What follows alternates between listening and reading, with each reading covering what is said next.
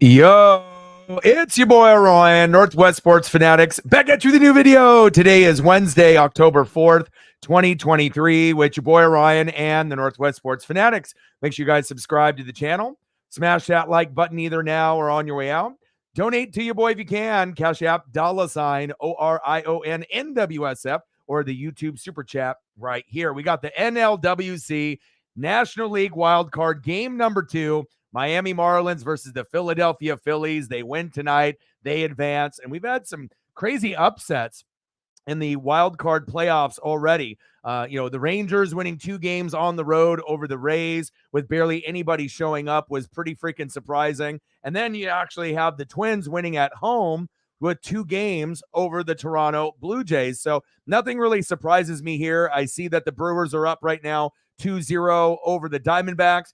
Maybe the Diamondbacks can end up winning that series and being an underdog there as well. But you never know. Maybe that one might be the one series that actually goes to the 3rd game. And I know the Marlins are going to try to force game 3 here as well. Let's get into the thumbnail, and then let's go over the starting lineups. All right, baby. And on the thumb, obviously yesterday in game 1, Luis Arraez and Bryce Harper. And then I had to hit you with them again. Ooh, look at those throwbacks with those Florida Marlins, Luis Arraez, and then a little bit more emotion out of Bryce Miller. Let's go, baby. And let's start off with the visiting Miami Marlins.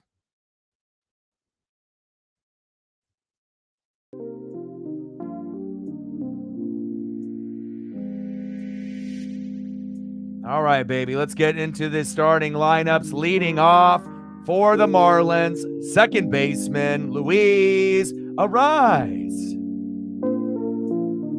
Batting second, DHing for Miami, Jorge Soler. Batting third, first baseman, Josh Bell. Batting fourth, playing center field, Jazz Chisholm Jr. Batting fifth, playing third base, Jake Berger.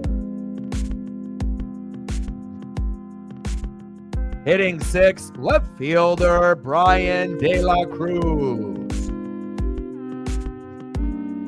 Batting seventh, right fielder, Jesus Sanchez.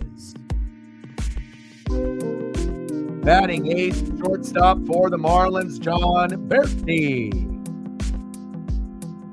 And batting ninth, playing catcher tonight, Jacob Stallings. And on the mound for Miami, Braxton Garrett. Sweet throwback, baby. Let's go. And I had to hit you with the throwback with the thumb. I mean, God, those Marlins unis with that batting helmet, out of all the baseball uniforms, and we talked about it last night, these are one of my favorites of all time when they go back to being the Florida Marlins. Man, those are sweet. Love them. All right, baby, let's go into the home Philadelphia Phillies. All right, leading off for Philadelphia, DHing at the leadoff position, Kyle Schwarber. Batting second, playing shortstop tonight, Trey Turner. Batting third, playing third base, Alec Bohm. Playing cleanup and hitting fourth, that stud at first base, Bryce Harper. Batting fifth, catching for Philadelphia, JT Realmuto. Batting sixth, playing right field, Nick Castellanos. Batting seventh, playing second base, Bryson Stott. Hitting eighth, left fielder, Christian Pache. And batting ninth, playing center field, Johan Rojas. And on the mound for the Phillies, Aaron Nola. Let's go, baby. First pitch is just going to be here in just a minute, and I'm ready to go. Let's get it, baby. Daniel in the building. What's good? Beasted. Yeah, trust me. And then all the, reports about Dipoto saying that we need to be patient as a franchise. It's fucking ridiculous. So pretty much they're saying that they're not going to spend any money and they want us to be patient. And the free agent market is even worse this upcoming year than it was last year. So I don't know what Dipoto is thinking. I know Service wants to spend the money, but it's not his decision. So I don't know. I mean, I really don't know where we're going to go. But, I mean, I know eventually the Mariners will end up getting to the playoffs again, hopefully next year. Hopefully we can overachieve and hit the ALDS and then go to the ALCS and then eventually make a World Series and then maybe win. But if we go to a World Series, chances are we won't win it the first time we get there unless we get extremely lucky or if we get Shohei Ohtani. Mariners would beat the Twins. Well, you would think so, but then the Blue Jay fans said, we're going to beat the Twins and we're going to mop the floor, and you didn't even win a game. And then the Rays were like, we're going to the World Series. The Rays fans were like, we're going all the way. And you couldn't even beat Texas. So what that really shows you, with the Mariners, the Blue Jays, the Orioles, they're kind of those up-and-coming teams. Now, would we have been frauds, like the Rays or the Blue Jays? I don't think so. I think we would have been able to be one of those teams that would have won like Minnesota did and the Rangers. And obviously you can talk all you want, but the Astros, the Rangers, and the Mariners were legit, and look we thought the Twins were the worst team out of all the teams in the playoffs. Apparently not. They're better than the fucking Toronto Blue Jays, right? And obviously we thought, the Rays, maybe they got a chance. Maybe, we want to hate on the Rangers. They spent the money, and look what happened. They ended up advancing and winning 2 games on the road. The Twins won 2 games at home. So the Blue Jays have no excuse besides, just being ass, right? And not being able to get it done on the road, right? But the Rangers winning 2 games on the road, I don't know if you guys saw photos or video. There's nobody that actually, came to the Rays games. It's a shame to end up having one of the best records in baseball to start off like fucking 15-0, right? And then you have nobody show up. It's just crazy to me. But again, the Rangers are the better team. And it is kind of a shame that we don't get to enjoy the Mariners in the postseason. And I don't really know how far we would have gotten, but I think that if we would have made that initial first round, that we would have got out of it like in the wild card. Now that next matchup, if you had to go against the Astros or the Orioles, probably would have lost that one. But it is what it is. We'll have to fight next year.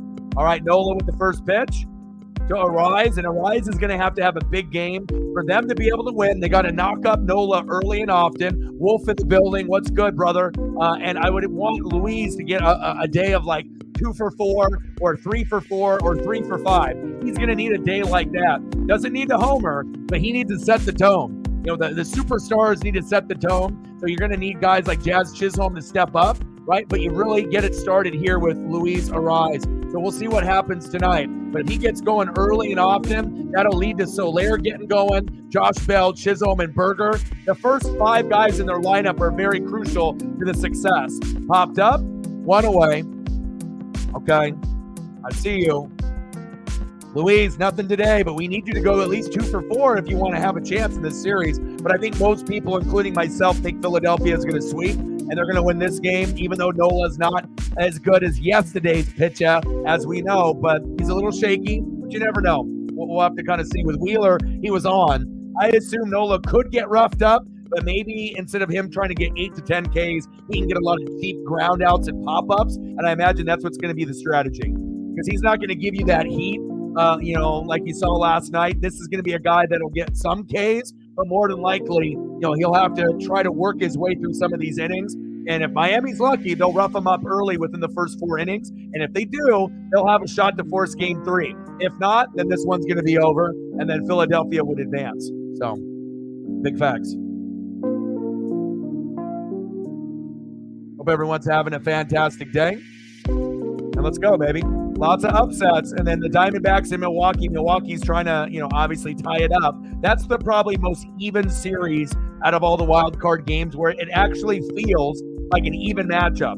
Like the Diamondbacks could win that, but I don't think a lot of people thought the Diamondbacks were going to win game 1. So they kind of slapped the Brewers in the mouth. They slapped them hard, pow, right? Hey, we're here. Corbin Carroll, Ketel Marte, we're here, right? And then the Brew Crew was like, shit, we're supposed to be like the Phillies. We're supposed to be the favorite team. We dropped the ball. So I'm very interested to see how it goes. But if you actually look at the teams that are waiting in the wings, those are your best teams besides the Rangers, right? You got the Astros and the Orioles. I would put the Rangers in that same category. You got the Dodgers, right, and the Atlanta Braves, legit. And then we'll see, if Phillies should be added to that group. And then who's better? Most people thought Brewers are better than the Diamondbacks, but I wouldn't count the Diamondbacks out. As long as you got Corbin Carroll there, you got Seawald from the Mariners, closing, there's a chance that the Diamondbacks could upset the Brewers. Now, could they end up winning that next round? Probably not, but they would be doing something like the Mariners would be trying to do in the American League if we got in as that sleeper underdog. Big swing and a miss, got him. Soler, sit down. That knuckle curve. Soler, see you later.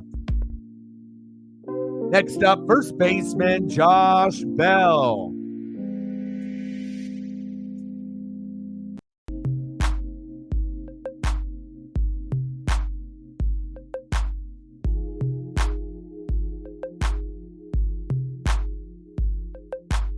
Uh, 100%. Lonely, 100%. If they had a little bit more health with those players, I 100% agree. But when you only have like a quarter of your stadium show up and it's a playoff game and you were one of the best teams in baseball, you don't have the same kind of crowd. Like imagine if the Mariners made the playoffs or some of these teams that barely missed that were kind of deserving. Mariners would have been sold out rocking just like these Phillies fans. You need to have fan support. You don't want to make the playoffs and just act like, oh, it's not a big deal. And obviously Tampa is not a baseball town. It's just not, it's more for football, and it's just kind of sad, especially for me being a Buccaneer fan. I'm not a Rays fan, but it's a disgrace when you're one of the best and you don't even bring the people to show up. So that's my opinion on that. You think the Marlins are going to win today? Well, you don't trust Nola, and I don't trust him either. But if this fan base goes crazy, and then they can get some clutch hitting out of Bryce and a few others, they might be able to overcome Nola's struggles on the mound. But we'll see. Just wish that we could have ended up making the playoffs, but, coulda, shoulda, woulda. We find out that a few teams are frauds, like the Rays and the Blue Jays. Fraud City.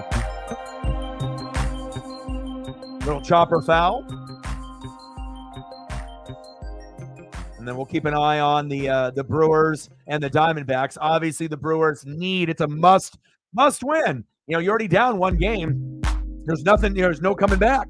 So if you can't win this game at home, then, but I never really thought the Brewers were on the same level as the Phillies. To me, that was the team that was the best in the wild card in the National League. Got him. Well, Nola's off to a good start. Wow. Okay.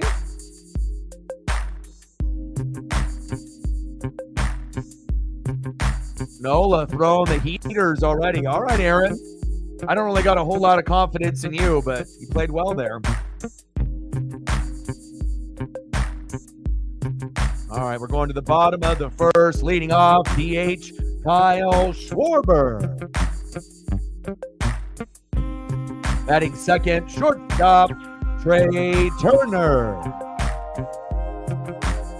And batting third baseman Alec Holmes. Oh, baby. So I want to kind of tune in a little bit to this other game as well. One sec here. I'm going to put both of them on. Got to see if the Diamondbacks can end up making that miracle happen and beating the Brew Crew. Not a whole lot going on in sports either. We got Jacksonville State and Middle Tennessee for college football, and then just the Diamondbacks and Brewers, and then the Marlins and the Phillies here.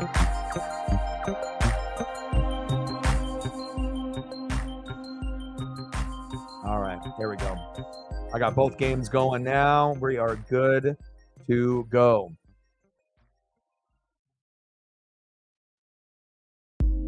And Sarah should be in here in a little bit, and hopefully we get some of the mods and some of the goats come through. And I know not everyone is going to give a shit, about the Phillies or, playoff baseball. But again, we are going to be getting to a point where we're going to have, live sports pretty much every day for the next, I don't know how many months. It's quite a few, though. You got baseball playoffs. NBA and NHL are just right around the corner. We got the Commanders and the Bears tomorrow, which isn't really the most like sexy matchup. But the Commanders, when you got Riverboat Ron and Eric Bieniemy formerly, calling the plays with the Chiefs with Andy Reid, I think that they're going to actually put on a little bit of a show. And you don't really know what the Bears offense is going to do. I know the Bears defense is terrible, but you never know. Justin Fields every couple games actually plays well. Will he play well tomorrow? I don't know. But you would think it would be a Commander blowout, but maybe the Bears will bring you something. I don't know. And we got Braxton Garrett on the mound.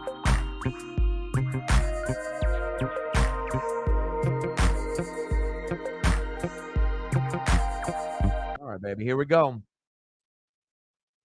Let's go, Schwarber. Schwarber in the box, baby.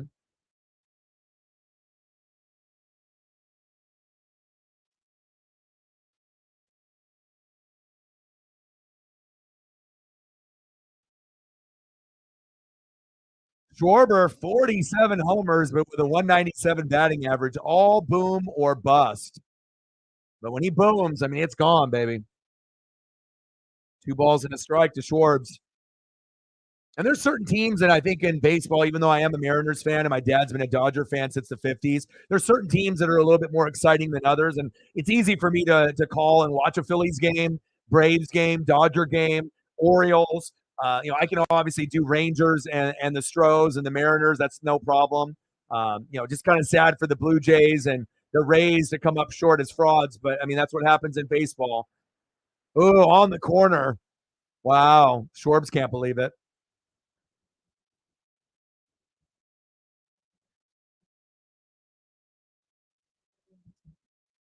I got both games ongoing, baby. Let's go. 2-0 Brewers over the Diamondbacks. And I think I'm kind of rooting for more of the Diamondbacks. I think the Brewers are the better team overall, but got him. Damn. But I think it would just be kind of cool to have an underdog go a little bit further because I kind of assume the Mariners are underdogs. And anytime you can have an underdog go a little bit further, in this baseball tourney that we call the playoffs, it's kind of cool.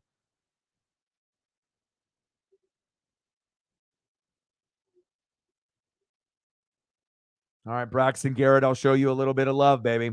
Nice job. Sweet uni.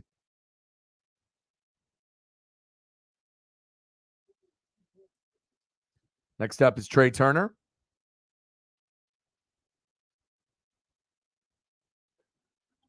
Pitch inside.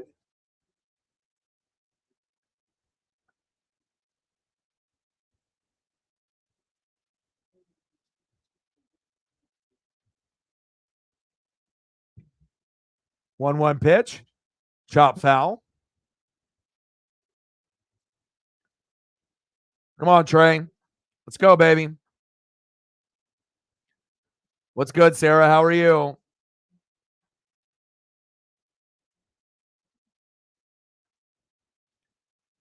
Chop foul again. Food coma again, huh? First, it was the never-ending shrimp, and then the pasta. That'll do it. You're eating good. Like I said, that's a nice back-to-back. Celebrating the birthday. Yeah, we were just talking how it's been crazy, how a lot of upsets. I don't think anyone saw the Twins sweeping the Blue Jays, even though they were at home. I think most people thought the Blue Jays would win it, even on the road, like the Rangers did. And then the Rays not having any of their fans show up and a little bit of injuries, but still a lot of people thought the Rays had a very good chance to win those games at home. And they got swept, obviously, at home with barely anybody showing up. So it shows you Rangers, Astros, Mariners, in the West, we're the real deal. We should have made it, but at least the Twins were considered the worst team in the American League, swept the Blue Jays. So apparently maybe the Blue Jays were the worst team, overall that made the playoffs. So I know the Mariners, if we would have played the Twins, we wouldn't have gotten swept. That wouldn't have fucking happened. Trey Turner, big strikeout. Sonic, huh? What did you have? Did you end up having a hot dog, or did you end up having a burger? What did you have from Sonic? Oh, popped up. Looks like a routine play for the Marlins. And it is. End of the first inning, 0-0. I got both games on here.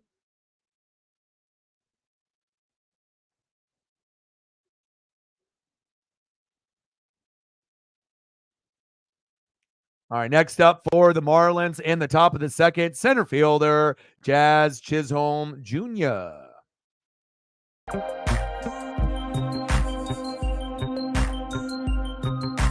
Batting second, third baseman, Jake Berger. Berger actually sounds really good. I haven't had one in a minute. And batting third, left fielder, Brian De La Cruz. And it's like the meat of the lineup has to really do something. Like it's going to all be here, setting the tone, kind of like with J.P. Crawford. You know, you got to be able to set the tone. And once Arise gets on, then it's much easier for guys like Soler, Bell, Chisholm, and then Berger. And then anything beyond that is money. If you get anything out of De La Cruz, Sanchez, Berti, and Stallings, you know you're in business. And I don't know if you're going to, but Braxton Garrett, you know, as long as he can end up not giving up 4 runs within the first 6 innings, they're going to be good to go. And they do actually have a good chance to tie this series up.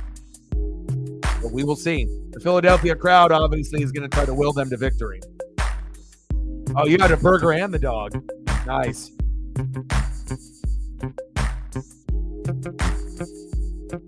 I went on a few walks with Paisley Pup, and I was going to end up doing, some of the NFL games, like with the 3 or 4 that I had left, but I didn't really feel it'd be worth my time. You know, obviously when it ends up hitting Wednesday, we already got Thursday night football tomorrow, and I'm not going to spend an hour or more for one video, you know, to barely get anybody to watch. And a lot of the matchups weren't good, but really besides the Colts and the Rams, that was really the only one that was maybe worth doing. But I felt that I should spend some time with Paisley instead. And then, like I said, I even looked at the college matchups. There really wasn't anything worth doing besides Colorado and USC, and I already did that Saturday evening. So once we get into, obviously, a week 5, you know, I'll try to bust out a few more, but we do have Cowboys-Niners, so I'll try to be able to do as many as I can, which will probably be 2 or 3, and then maybe 1 afterwards, and we'll kind of go from there.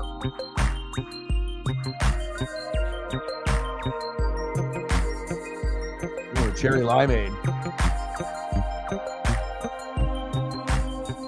Brewers 2, Diamondbacks 0, and we are knotted up at 0 here in the top of the second.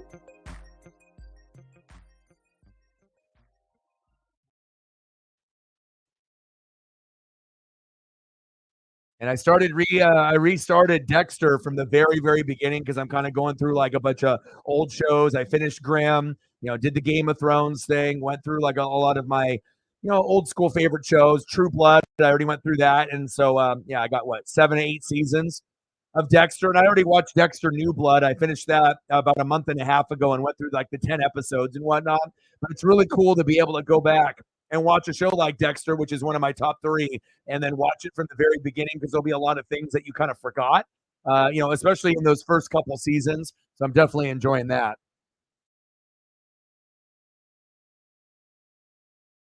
There we go. Let's go, Bryce. Got to bring that defense today. And then we'll have the Commanders and the Bears tomorrow.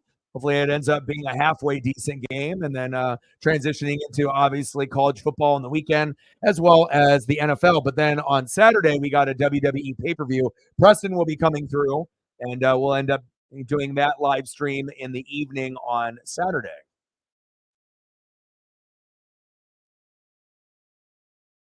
So with the card, Sarah, what do we think on Saturday? Do you think the WWE pay-per-view is going to be decent, or what is it looking like? Burger, chopper towards third. Boom, got him.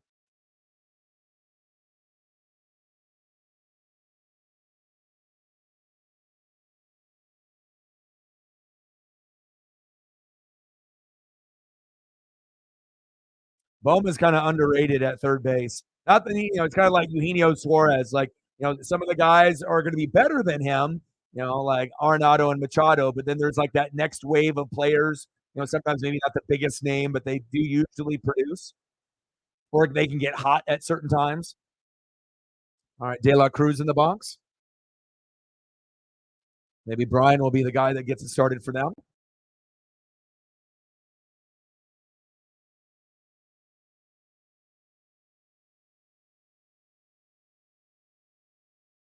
LA Knight and John Cena versus Jimmy Uso and Solo.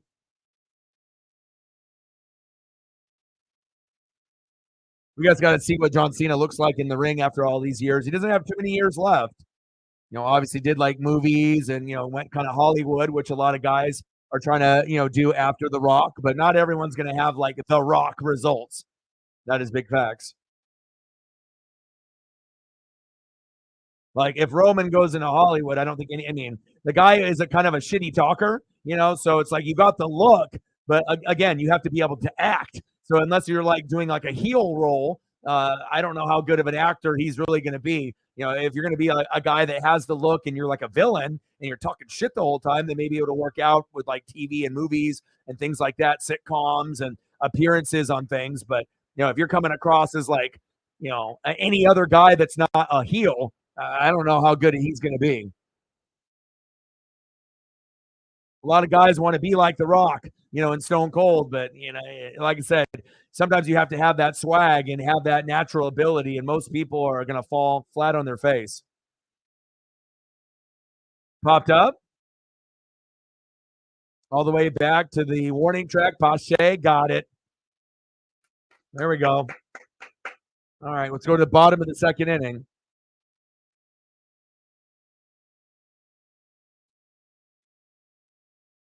Nola off to a good start.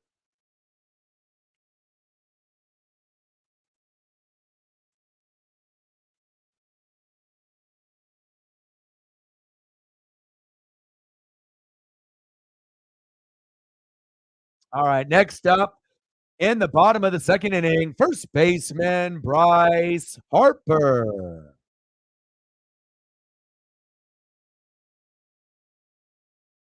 Batting second this inning, catching for Philadelphia, JT Realmuto.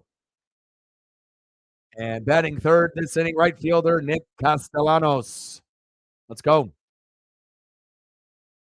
I got to grab my drink here real quick. Give me a sec.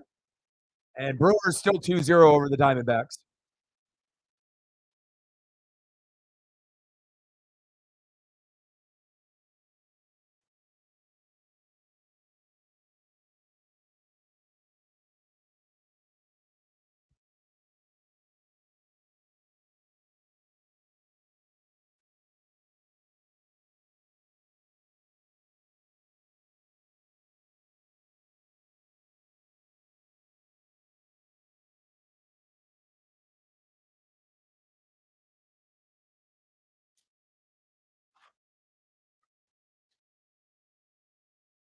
Oh, baby.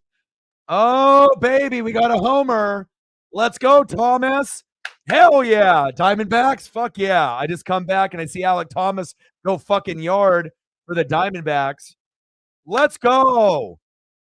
Let me see where the pitch is. Oh, right down the middle, and he crushed it, just like Corbin Carroll crushed it last night, and then back-to-back with Ketel Marte. I'm telling you, the Diamondbacks, they're kind of like, the Mariners and the Orioles, as that up-and-coming team, and usually you'll have that guy, that Julio Rodriguez, that Adley Rushman, that Corbin Carroll, and I fucking love that, man. Hell yeah. 2-1, Milwaukee.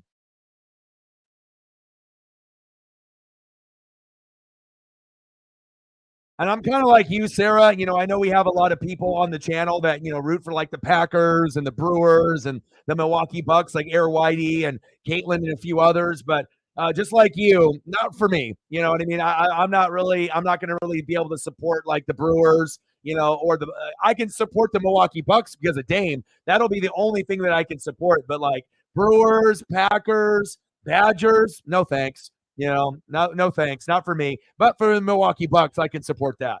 I can support Dame in that. But other than that, I'm not supporting anything else. I'm gonna be rooting for definitely the Diamondbacks, but even though they might be, the underdog here, but I got both games on. All right, let's go, Bryce.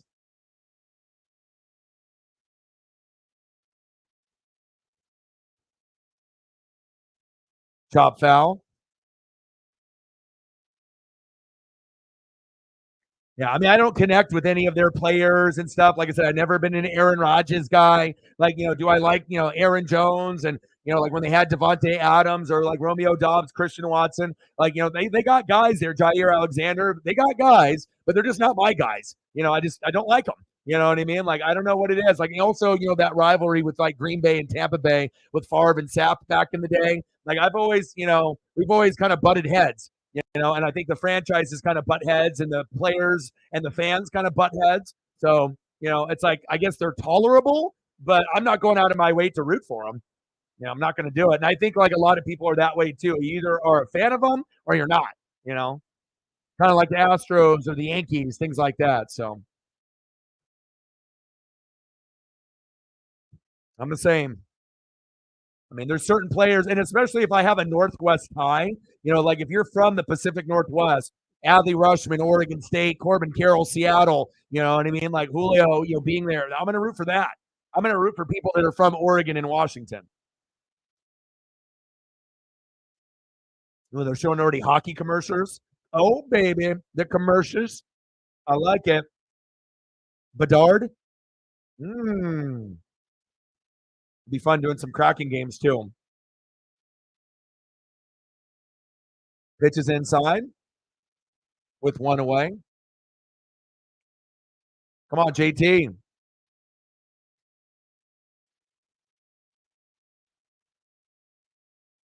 Chopper foul. Antonio in the building. What's good, brother? I'm good. Just watching both of these matchups. And the Blake Snell curse from the Rays, ever since they pulled him in that playoff game, I mean, they haven't been the fucking same since. Rays are frauds. Blue Jays are frauds, apparently. Oh, nice hit. Go, go, go. Go, baby. And I know Preston's a fan of the Marlins, but like I said, his team, not mine. Let's go, Phillies.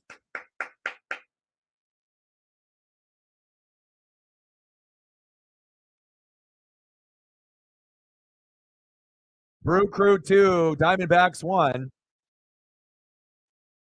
I remember. Ramley in the building. What's good, brother? Little Puka, little Tutu. Nowhere near being a championship caliber team anymore, but still, you got some cool pieces that are kind of getting a little bit of love. Puka, Tutu. Stafford. Hopefully, he'll be okay with the hip and whatnot, and you still got Aaron Donald there. I mean, obviously, and Cooper Kupp is coming back. Like, you're not going to probably see the playoffs at all. That'll probably be the Seahawks and the Niners, but at least you got the Super Bowl when you did, and it's nice to be able to see Jared Goff leave, go to Detroit, and make that team something special. So, how are you doing, brother? Have you been? Have you got a chance to go to any Rams games at all this season, or no?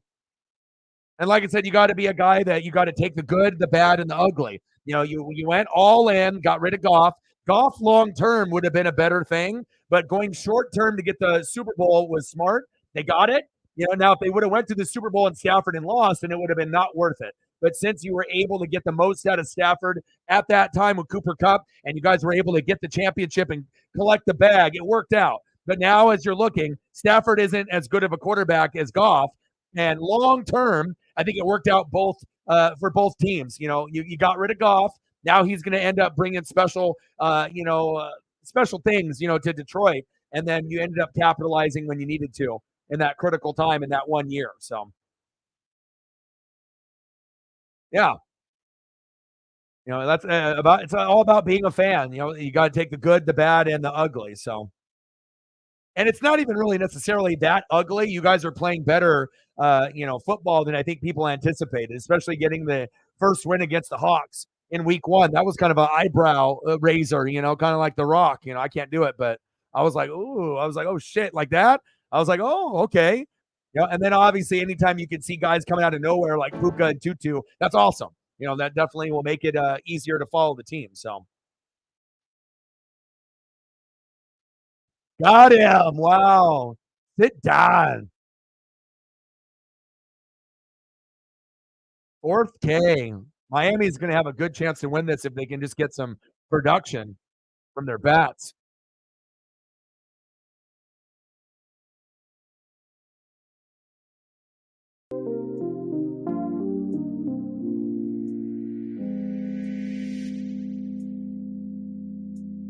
End of the 2nd inning, we're knotted up at 0.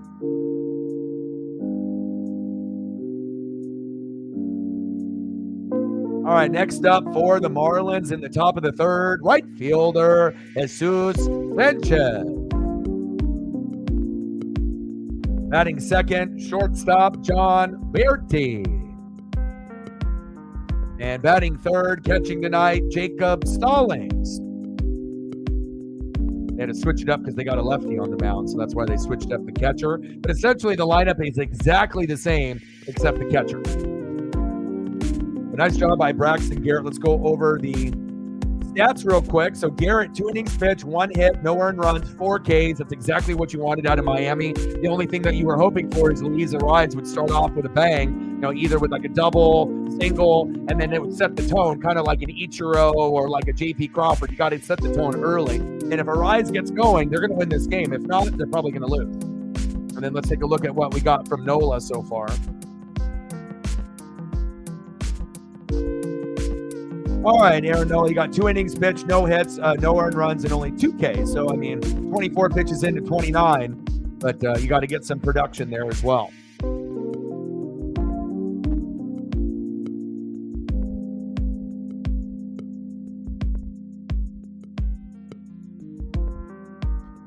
Elliot in the building, what's good? Yeah, you guys don't have the roster. That's just me not being biased and keeping it 100. The only way that you would be able to get a wild card, and I love Sean McVay. I always tell people, Sean McVay, Kyle Shanahan are my 2 favorite coaches that are intelligent, that can call plays and get the most out of their players. The realist coach on planet Earth is Dan Campbell, and I obviously love the Lions and what they're being able to do this year and beyond. Right? But the only way that you would be able to do that is if there was massive injuries in the NFC and Seattle lost Geno, DK, and lost a lot of their players. Other than that, there's not going to be any way that I can't see any scenario. You're a Rams fan and you're going to believe, but there's no way in hell, bro. Not this year. You know what I mean? Like, a lot of people thought you guys would be a bottom 5 team. And obviously, at this point, I don't think you're a bottom 5 team, but you would have to have a lot of help, and you would have to overachieve, and I just don't see the roster, bro. Not this year. Elliot in the building. What's good, brother? Blue Jays, frauds, right? The Rays, frauds.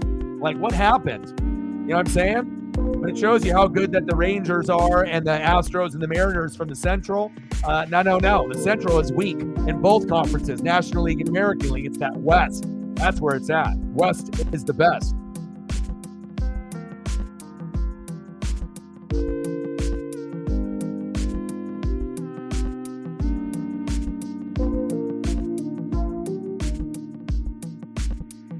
We'll see what happens here with Aaron Nola, if he can hold it down.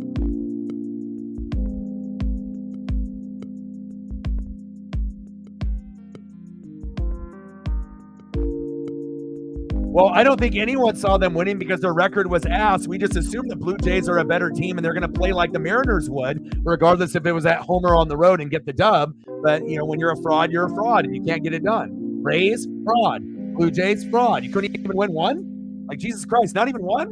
You know what I'm saying? So, and it's more impressive on the Rangers side because they did it on the road. But again, they spent money. So if you spend money, to Poto, like, listen up, then you can get results. You don't spend money, then, you'll probably get your ass kicked. And it shows you, the Mariners, if we would have made it, I think we would have been able to get out of that first round. We would have been able to beat the Twins.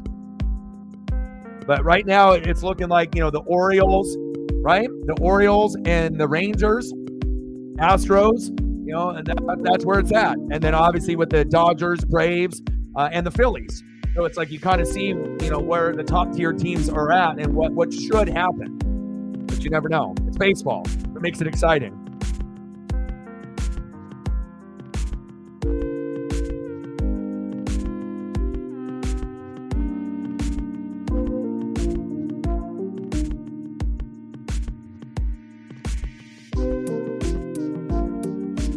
Well, you can see it with the Colts and with the Texans. But again, back. Oh, he dropped it. Go. Nice. That was a huge hit right there. But it also shows you, like I kept telling you, Sarah, you need better O-line. You need better receivers, a better tight end. And once you get those things, then you're going to see AR take off. Like, imagine if you ended up getting Marvin Harrison Jr. playing with AR. If you ended up getting something like that, you're going to take off. But right now, we don't even know who's going to win the AFC South. Hell, it could be the Texans. It could be the Colts. It legitimately could be the Jags. The only team that we know for damn sure that's not going to win it is going to be the Titans. They ain't winning it. But the other three teams, it's like a headed horse where you don't really know. Like you would assume Jacksonville would because they're the best team, but depending on if you guys overachieve or if the Texans get hot, really it depends on CJ, and Richardson. If both of those quarterbacks start balling out and they get a little bit of help, it is possible that you could have a 3-team race all around 9 or 10 wins, and you're just going to have to see who it's going to be. But I mean, you would assume it would be the Jags because their roster is better than anyone else's in the South. There's holes on the Texans and holes on the Colts, but sometimes you end up overachieving and you're like a year or two early. So, but I still think there's way too many holes with your team and way too many on the Texans. Like even right now, the Texans look a little bit more complete than you guys, based on what I'm seeing. But again, they still have holes as well. But once you get your true number one receiver, not someone like Michael Pittman, but someone better, someone that will be like A.J. Brown or DK Metcalf or a Marvin Harrison, Reggie Wayne type, that's when the team will take off. They're not there yet. But they're fighting, and that's exciting. I mean, I think the one thing right now that we can see is that with Bryce Young and with that roster, it doesn't look good. Like they got the number one pick for a reason, but the O-line, the weapons, Bryce being undersized, right coaching, I don't like it at all. Can Bryce still pan out? Yes, but it's going to be a hell of a lot harder for him to pan out than the other two. CJ's got a hell of a lot more around him, and he's playing better. And the Colts with Richardson, with what they got, that are playing better. He's using his size. CJ's got better weapons to throw to and to hand the ball off to. So he's taking advantage of that, and CJ is just playing great in the pocket.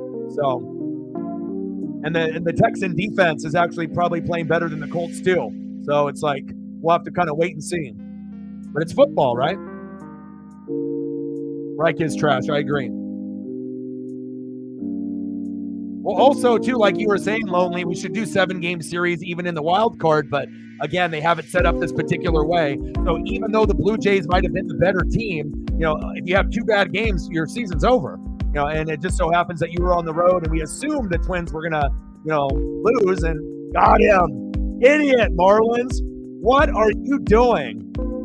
There's Miami for you. Let's try to steal third like an idiot. That was stupid.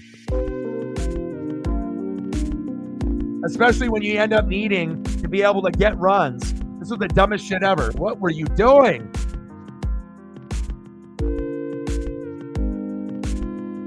That's like getting greedy. Nice job, Marlins, Preston's team. What are you doing, you dummies?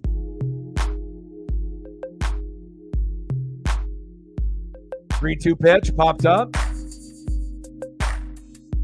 Got him. Wow, they got out of that. It's going to be very hard to beat Philadelphia. Like I said, out of all the teams, their crowd is on probably as far as like hype level, they're just as hyped as Dodger fans and Braves fans, sometimes even more. And that's what gives them a chance, even if they're at home or on the road. Like, they travel well, just like Dodger and Brave fans travel well. And it wouldn't really surprise me out of any of those 3 teams representing the National League. And then you got Rangers, Astros, and then the O's, and it wouldn't really surprise me out of any of those 3 teams either. So.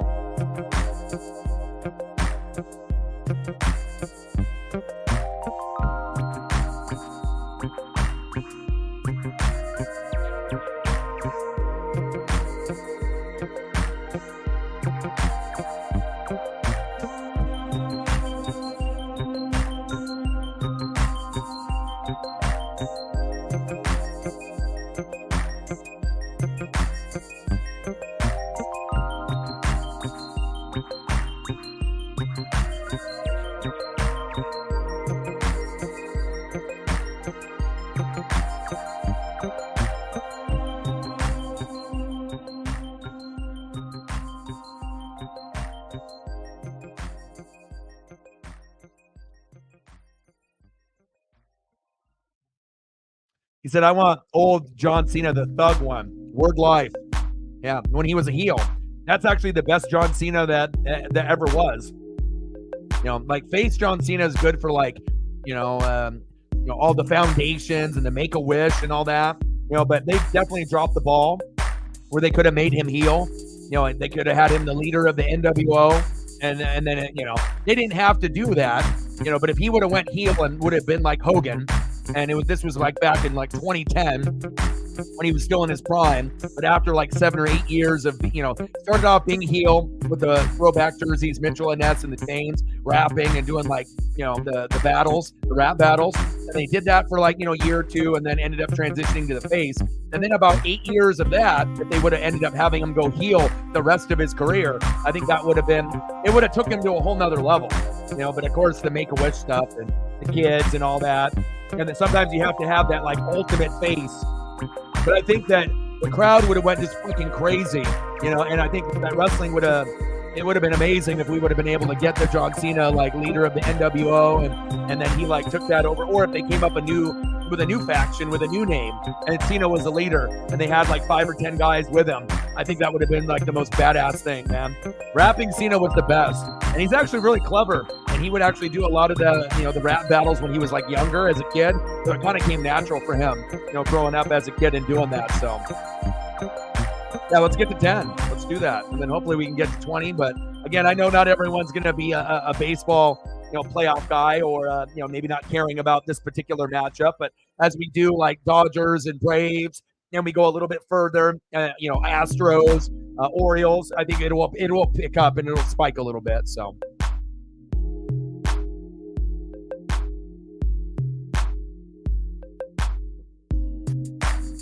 Saints offense. Well, the offensive line is trash. Quarterback play is terrible. Offensive coordinator is terrible. Head coach is terrible. And even the defense is starting to give up points now because they're getting tired. So even though you have one of these elite top 5, top 3 defenses, you can't expect my boy Demario Davis, aka the Glue, right? You can't expect him and Cameron Jordan and Lattimore and the rest to be able to be out there running around for 3/4 of the game. They're going to give up stuff. And then of course they brought in Jameis for one play, and what do they do?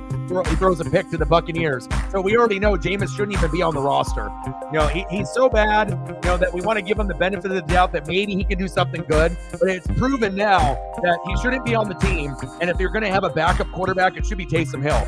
Will Taysom Hill fumble? Yeah, he'll fumble, but he at least gives you more positive than negative like Jameis. Because with Jameis, it's like, yeah, you'll get this bomb touchdown. Chances are he'll throw a couple picks and maybe fumble.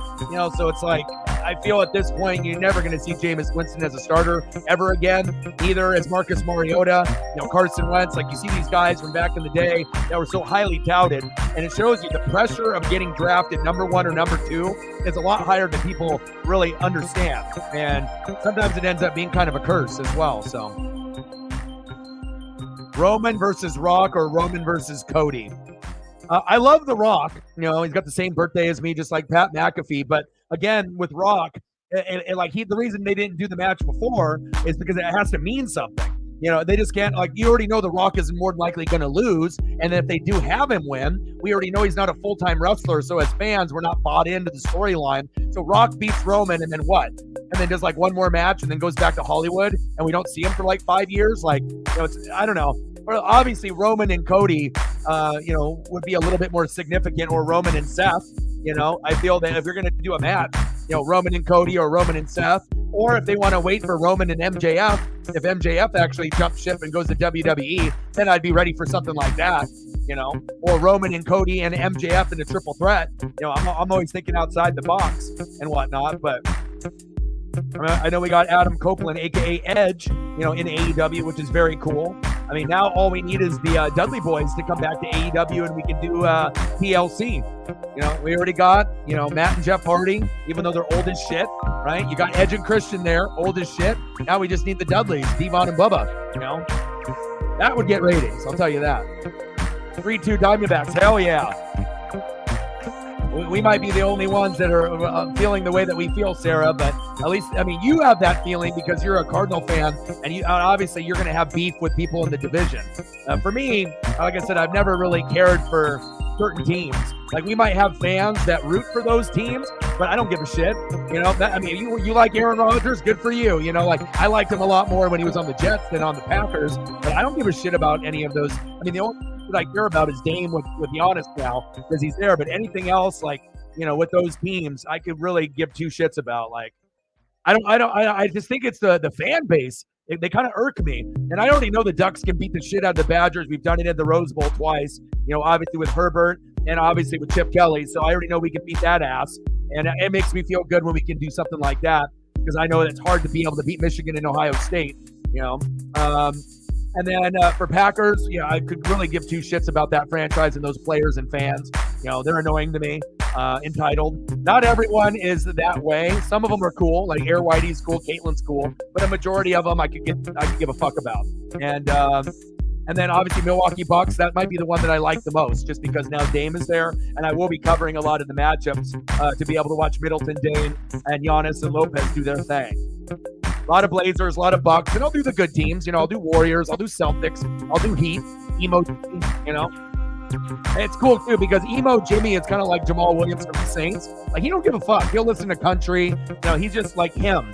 He just likes to be himself, and I like that. There's a lot of people that are like fake. It's like all about the jewelry and the thug attitude. Poser. Like some fake dude that's in the NBA, like pretending to be like a thug when he's not. I like guys that are just comfortable with themselves. Schwarbs. Go, baby, go. There we go. Safe, baby. 1-0 Phillies. Yes, sir. $2 holla. Warwick Dunn played for the Falcons and the Bucks, and he's one of my favorite. The best part about him, bang, bang, bang, boom, boom, boom. Bang, bang, $2 holla. I'll throw up a Falcon photo for you. I like that he's a great human being.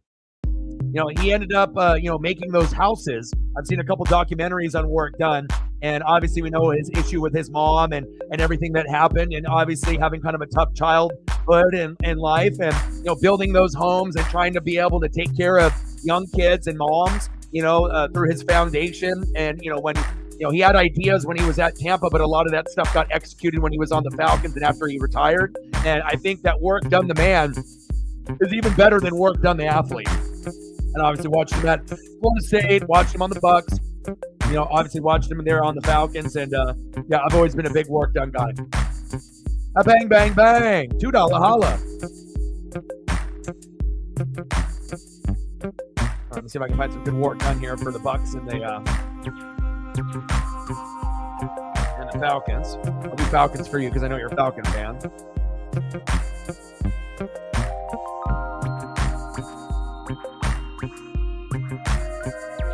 I got to hit you with a Buccaneer one first, though. That's kind of true to my heart. Trey Turner with one down. 1-0 Phillies. 3-2 Diamondbacks. Let's go.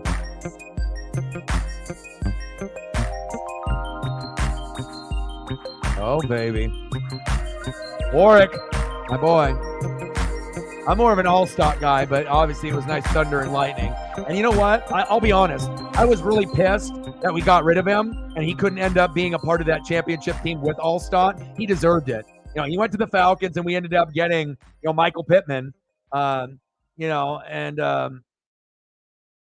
was fine. And he was a very good contributor. Like, if we didn't have Michael Pittman and Simeon Rice from the Cardinals, we wouldn't have won the Super Bowl or gotten to the Super Bowl. But it just would have been cool to have him there. Oh, wow. There goes Schwarber. 2-0 Phillies.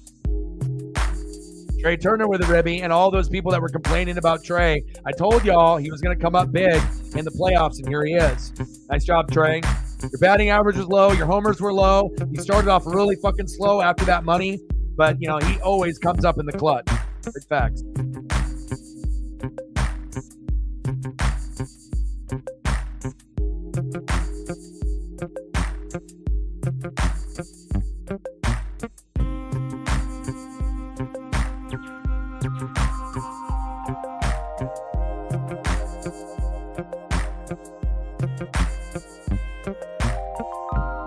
Nice job, Phillies. Phillies are winning. We already know that. All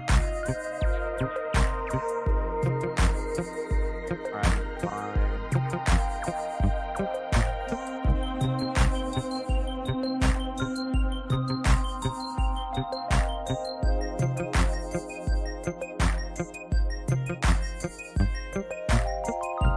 Gotta hit you with your Falcon spinning logo too here. Can't skip that. We got to do complete. We can't be lazy. We just can't have just no logo spinning. Appreciate you.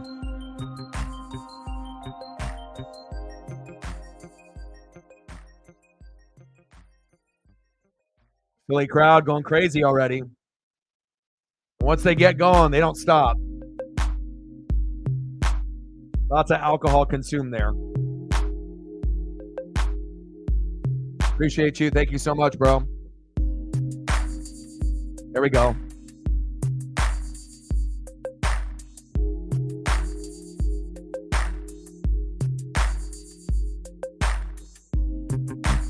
$2.98 to go. Yeah, everything's good. Like I said, I ended up breaking up with my ex-girlfriend that I was with for like 8 years, and ended up moving in with family to be able to figure things out. I ended up getting Paisley.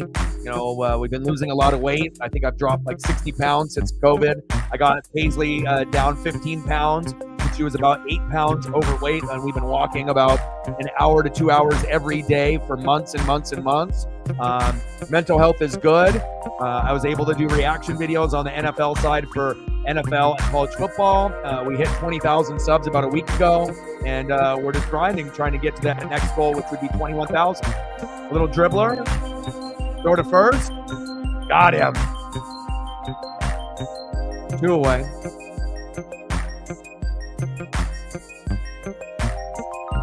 Yeah, well, it's always the loudmouth type, that are the most fugazi and fake, like those quiet ones are the ones that you have to, kind of be aware of.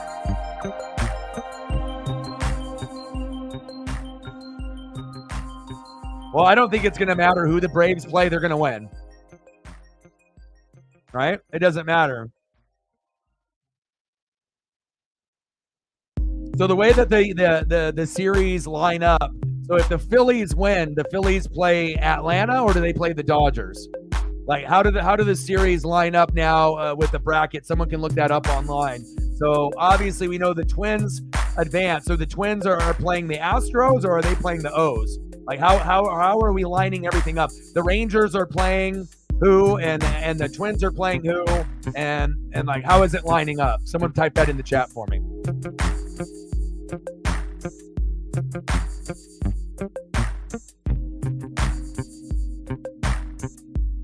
The Twins are playing they're going to get smoked. Okay. Oh, Twins are getting smoked. Astros beating that ass. And the that's the real one. Rangers and Orioles could go either way. I'm going to root for the Orioles, but it wouldn't surprise me if the Rangers end up playing the Astros in the ALCS, no doubt. Any of those combination of those 3 teams is going to be magical, just like Dodgers, Braves, and Phillies, and whoever the other team is. So,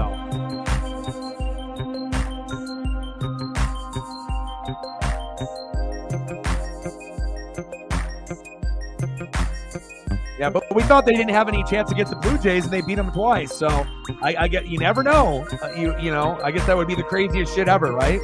Twins play the Astros and they beat them, that would be crazy. But then that would open the door for the Orioles to make the World Series, if they had to get only past the Twins, unless they just got super hot. But maybe the sports gods heard us talking, saying that the Twins have the least likely chance to do anything in the playoffs. And they're like, oh, really? Oh, really, O-Dog? And they're like, all right, we're just going to fucking sweep the Blue Jays. What do you think about that? Oh, shit, okay. Okay, sports gods, I heard you. So you never know. It all depends on who gets hot. Also, anything can happen in a 3-game series, Like, you just play shitty twice, and then you're like, fuck. If the Twins beat the Chiefs. But I want the Chiefs-Stros to advance, so that way they can have their heart broken against the O's or the Rangers. But that would be better. Plus the ratings are going to be better if the Astros are there. Like, if it's Astros, Rangers, or Astros, Orioles, and I do a stream, I'm going to get better views. If it ends up being Twins, no one's going to goddamn watch. I'll be sitting here fucking twiddling my thumbs, like, grinding it out, and, like, who the hell is going to be... Even the Twins fans don't even fucking watch the Twins.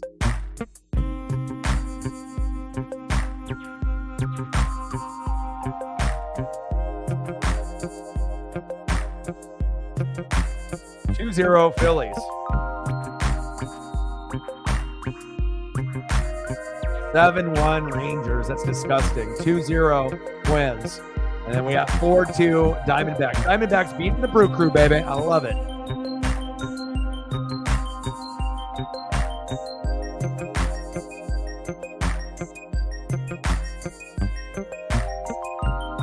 Could you imagine if like the craziest scenario would happen?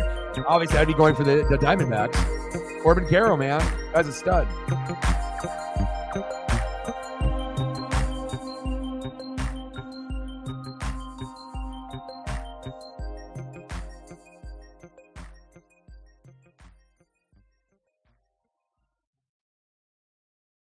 See if I can find another work done photo here. And anything else that you want to see, let me know.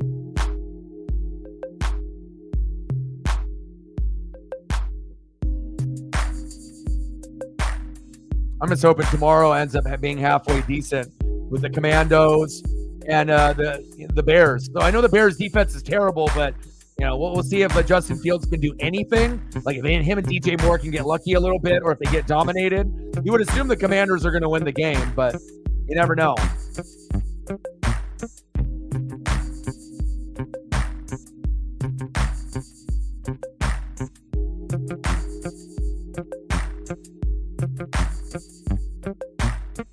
Looks slick in that Buck uniform, let me tell you.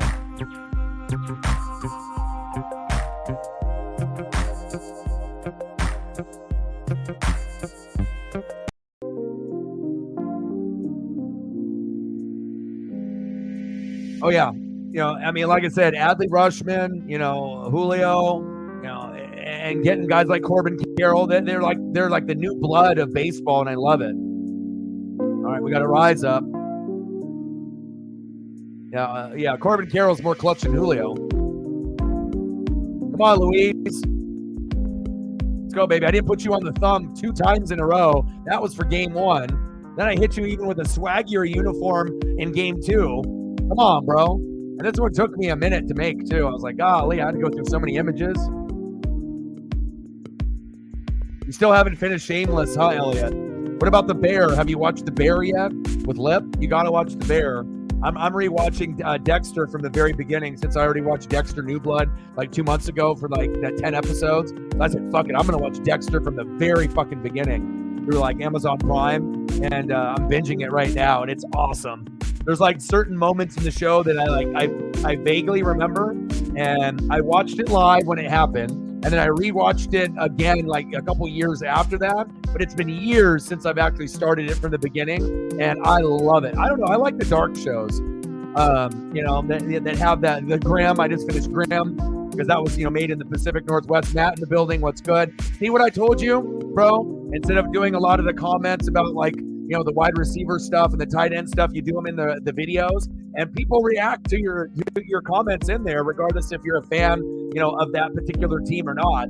You know, you get more thumbs up on your comments than most people in the comment section, so it's working. You know, just put your expertise where it can be appreciated, and either that or doing like Twitter and X, like I told you. But if you don't want to do the Twitter and X, you can just do it on my videos. And again, I was going to end up doing you know, a few of those reaction videos that I had left, but I figured it's Wednesday. I'm not going to spend 4 hours, you know, of my day to get less than 100 views on each video, more than likely. So I was like, you know, I'll spend time with Paisley instead and just do this stream.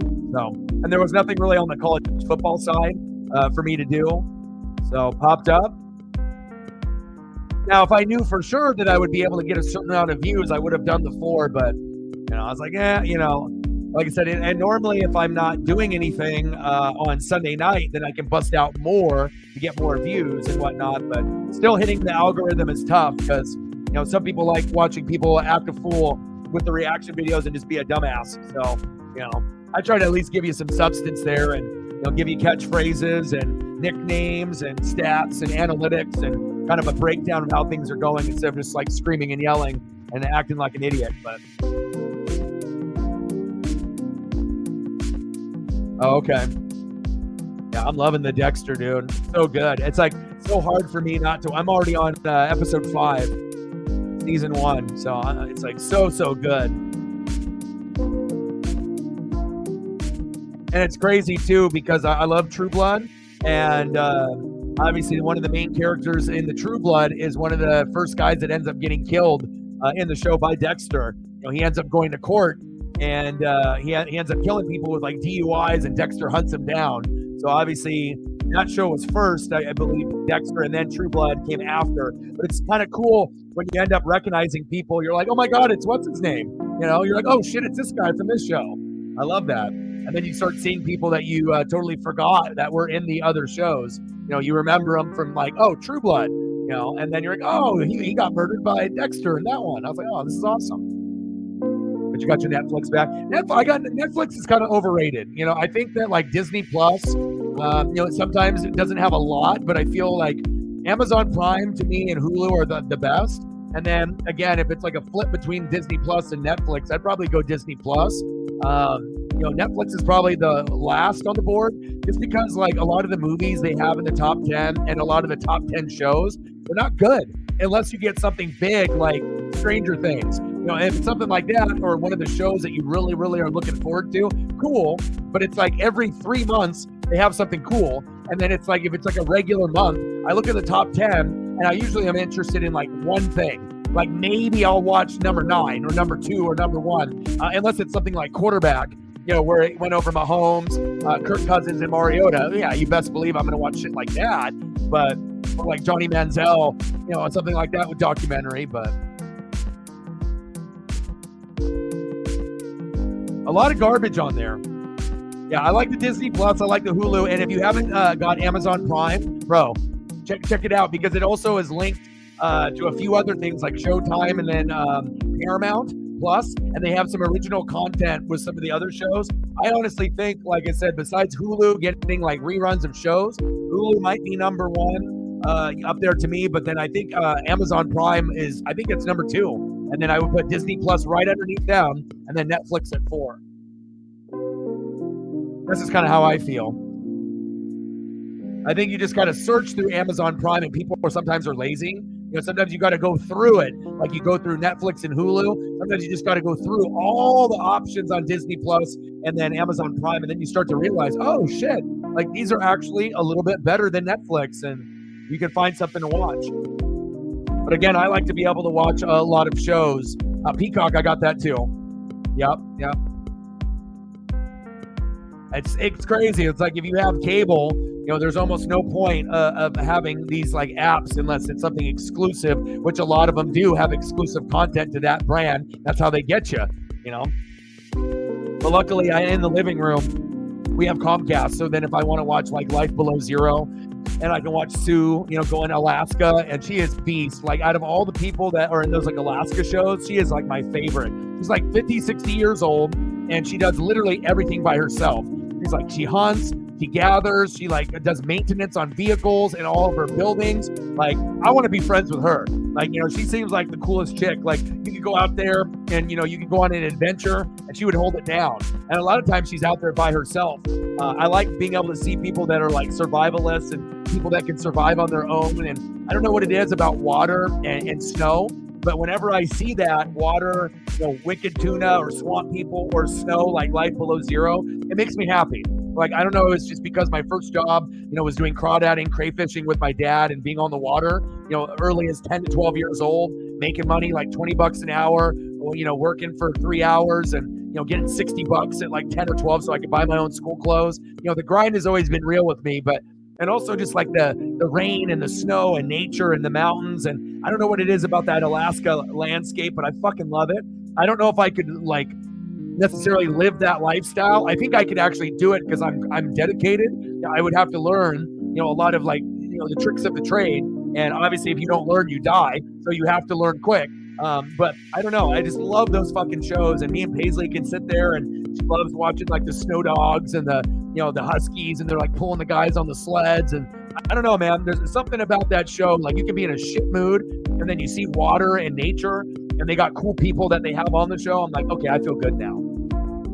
Something to watch if you ever feel like, you feel a little off. That definitely can turn things around. Plus, I like seeing the relationship of the people and how they interact with each other.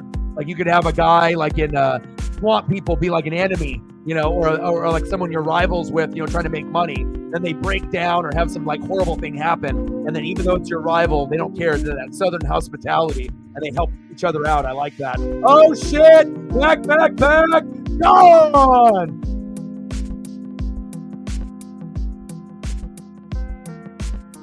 Oh baby, JT Realmuto, bang, bang, bang. Oh baby, this one's over.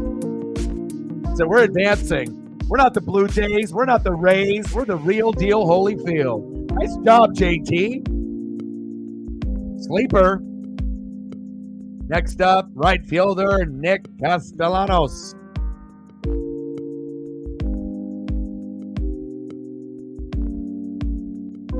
They're doing a reboot of The Office, Elliot. Did you hear about that? Did you read about that?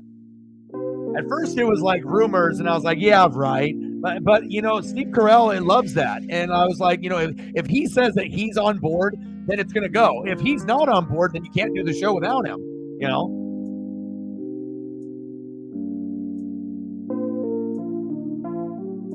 I mean, unless it was like a troll post, but I'm pretty sure they're going to be doing like some kind of reboot. I didn't go into all the specifics. Maybe someone can look that up. But I'm pretty sure they are doing some type of Office reboot.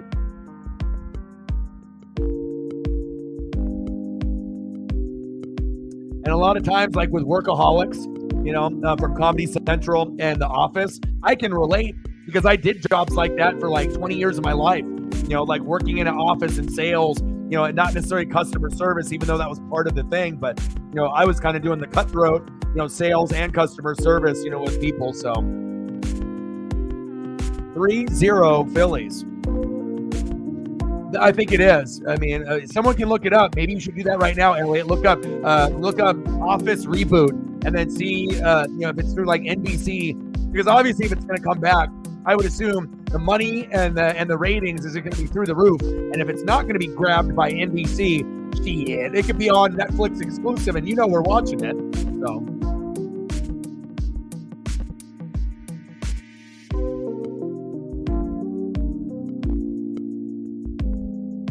And most of the people, I think, are going to be available to do the show, too. So 5-2 Diamondbacks. Let's go. I fucking love this.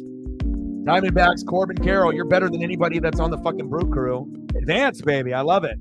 And I don't know what it is, if it's karma. You know what I mean? And like I said, I like Caitlin and I like Air Whitey. But I just feel like that franchise and that fan base and the people that cover those teams, they're fucking miserable fucking people. You know what I mean? Like, it's like, I get it. You go through misery, but a lot of times I think it's karma based on how you act. It's like how Aaron Rodgers is and the Packer fan base. It's like you go through a lot of misery, and I think it kind of comes on yourself. If you're going to act a certain way, you're going to get the karma. Now, obviously, Matt loves the Packers, and obviously we got Air Whitey and you got Caitlin. They love all the, Wisconsin teams. But I don't know, man. I just feel like with a lot of that fan base, it kind of comes back to them. It's like if they were a little bit more humble, about how things are, and they weren't so much of like a shit-talking fan base, like quietly shit-talking fan base, because it's not as aggressive as like the Cowboys or the Saints or the Eagles. But I think it's like we hear it and it's like annoying. You know what I mean? It's like, whatever, we know you're a good team, good this, good that. The only one that gets a free pass, I think, is the Milwaukee Bucks, because a lot of us love Giannis, and now Dame is there. But other than that, some of the other, it's like, I don't know, not for me, Yeah. I don't know. I like I said, for me, it's like I have to be able to have, people that are good on and off the field or on and off the court. And it also just depends on what my teams are, growing up. And once I have a team, then that's my team. But, you live in Hawaii, so you don't really have a team that you can go for besides like Hawaii, obviously in college and whatnot. You have to decide where you want to go. And again, some of the fans are cool, but I think a lot of the fans are kind of obnoxious. And then they talk a lot of shit. And then when things don't go their way, it's like a lot of bitching and moaning and whining that kind of comes back to you. If you're going to talk shit about the Bears and the Vikings and the Lions forever, like, you don't think that shit's going to come back and get you? Like, I don't know. It's not really like a toxic fan base. It's more of an annoying fan base to me. So, and like I said, I read the comments and I interact with those people. And like I said, Matt is chill, Caitlin's chill, Air Whitey's chill. But some of the others, like, you know, fuck them. Not for me, dude. It just depends if you're biased too, you know. And then if you're a biased fan that supports all those teams, yeah, it's like I don't even know if I can interact with you. 2 doll hairs, 98 to go. We got enough for maybe 1 nugget. Let's see if we can get me a 10-piece, huh? Let me see if I can get some sauce. You know, obviously we know Elliot doesn't eat the nuggets with sauce. He'll get 100 nuggets with him and his friends, no sauce. That's a little sauce, okay? Got a dip, honey mustard, barbecue. You know, all the different types, sweet and sour. Nuggets, nuggies.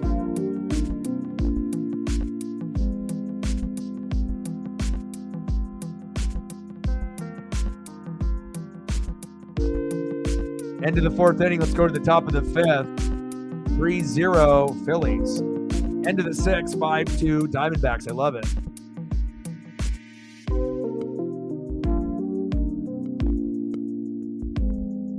Shit. Yeah, I know you're a Broncos fan. I know you're a Broncos fan.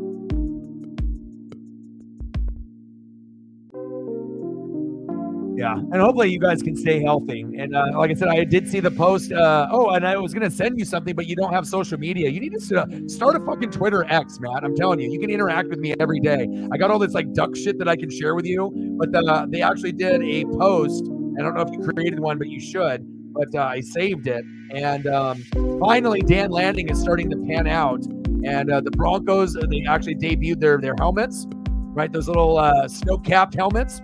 I could have sent you that. I have 2 photos of that. And then most defensive blue chip commitments, the Florida Gators and the Oregon Ducks have 9 through Dan Lanning, 8 for Georgia, Ohio State, and LSU, 7 for Tennessee and Auburn, and 6 for Bama, A&M, Michigan, Oklahoma, and Penn State. So if those guys don't flip coming in and Dan Lanning continues to have success, pretty soon we're actually going to get those Georgia type of recruits coming to Oregon. And when that happens, that's going to give us a better chance to end up winning the Big Ten and being right there with USC, Michigan, and Ohio State. So a very, very good sign. I was going to share that with you, but again, you don't have Twitter X, so maybe you should create one so we can interact. And the other people in the room, like Sarah and others, they'll interact with you also. I mean, I got Nate the Great before he passed away, you know, a Bronco fan, donated $500 to the channel many times. I got him to do a Twitter X, and he was able to gain some good friendships and bonds with some of y'all and some of the others on the channel too. You know, especially it's like if you don't really go on Facebook or Instagram or Twitter, or maybe you do, but you just kind of scroll or whatnot. You know, it's free. It doesn't cost anything. You know, unless you want to have the blue check mark and pay the $10, which is kind of pointless now, because if you have the blue check mark, then they know you paid for it. It's not like you earned it. You know.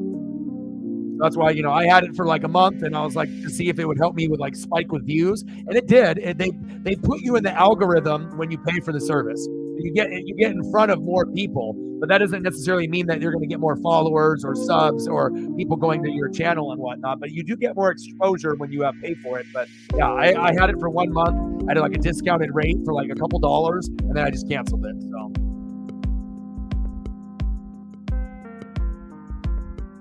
Yeah, I will too. I imagine a lot of the goats and a lot of the mods would follow. And like I said, I'm on there all day, every day. I mean, it's the app that I use the most. Not him. It's the app that I use the most and I enjoy the most besides YouTube. Not a really big fan of Facebook and Instagram, but I still go on there too.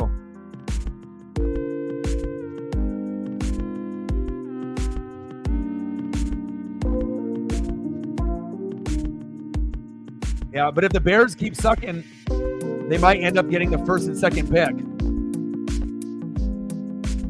Then you trade Justin Fields away, and then you get another pick.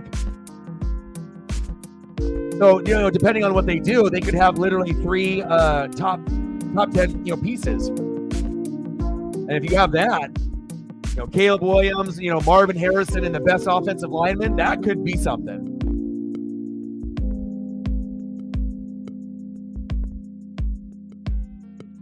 We have to call it Twitter, though.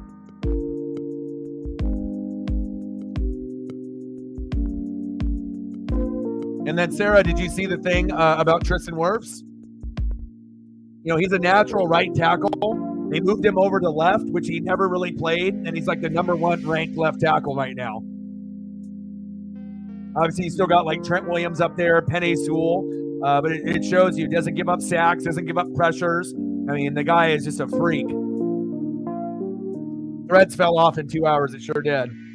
You know, because like I said, it has to be something where, you know, you have video, memes, you know, pictures, articles. Like, you got to be able to have everything in one. And that's why Twitter X is so awesome, is that you get all the celebrities and all the normal people all in one place, but you get everything in one spot. Instagram, you don't. Facebook, you don't. Threads, you don't. You know, YouTube and Twitch, you know, if you like video games, you do Twitch. You like YouTube, you get the YouTube content. But Twitter X is by far the best besides YouTube, in my opinion, because I can get news and I can get videos and I can get like real information fast by reliable people, and then I can get some funny stuff on there as well. So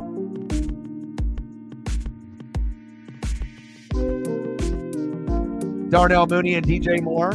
I don't know if DJ Moore and Darnell Mooney are better than Christian Watson and Romeo Doubs. I mean, those guys are young and up and coming. I think I would probably want Romeo Doubs and Christian Watson. I mean, I don't like the Packers or a lot of their, you know, whatever, but, you know, looking at how they play. Now, DJ Moore was one of the most underrated wide receivers with Cooper Kupp and Tyler Lockett, now probably Nico Collins, but obviously Cooper Kupp, you know, broke out, and now he's one of the, you know, best receivers in the league. But, I mean, its offensive line stinks, right? So it's play caller, head coach, offensive line, kind of like the Saints. And then obviously the defense is fucking terrible. So if you get Justin Fields and you put him on a good team, Justin Fields could succeed. Like, just imagine if Justin Fields was on the Niners. You know, I obviously think Brock Purdy is better, but you would actually be able to run the RPO, and Fields wouldn't have to try so fucking hard and run and try to make all these big plays. He would be doing check down, the use check. Okay, here we go, Debo. Here we go, Ayuk. Oh, here you go, Kittle. And then every once in a while, you think he's going to dump it down, and then here's Justin Fields like last year running for a 50-yard RPO. Then you're like, wow, Justin Fields is a top, you know, 10 quarterback. That's what we'd be saying. You know, but again, the Bears are kind of cursed. Same thing goes with like the Broncos and the Chargers. Their skill position players get hurt every fucking year. Quarterback, running back, wide receiver, tight end, DN, linebacker, offensive line. They can't cut a break no matter what it is. Every single stud on the offense or the defense for the fucking Broncos and the Chargers, they never stay healthy. And if they were, maybe they could be something, you know? It just, I don't know what it is with those organizations, but they are fucking cursed. Facts. But if the Bears can actually fire and clean house and then figure out what they want to do, but like I said, Caleb Williams, if you just insert him in the lineup now, they're still going to be shitty. And also, too, the Bears are stupid because you let go of Khalil Mack and Roquan Smith, and those are two of the best still. Like, Khalil Mack, we thought, oh, that motherfucker is old as shit. Motherfucker just put up 6 sacks. He's old as shit, but he's still working, right?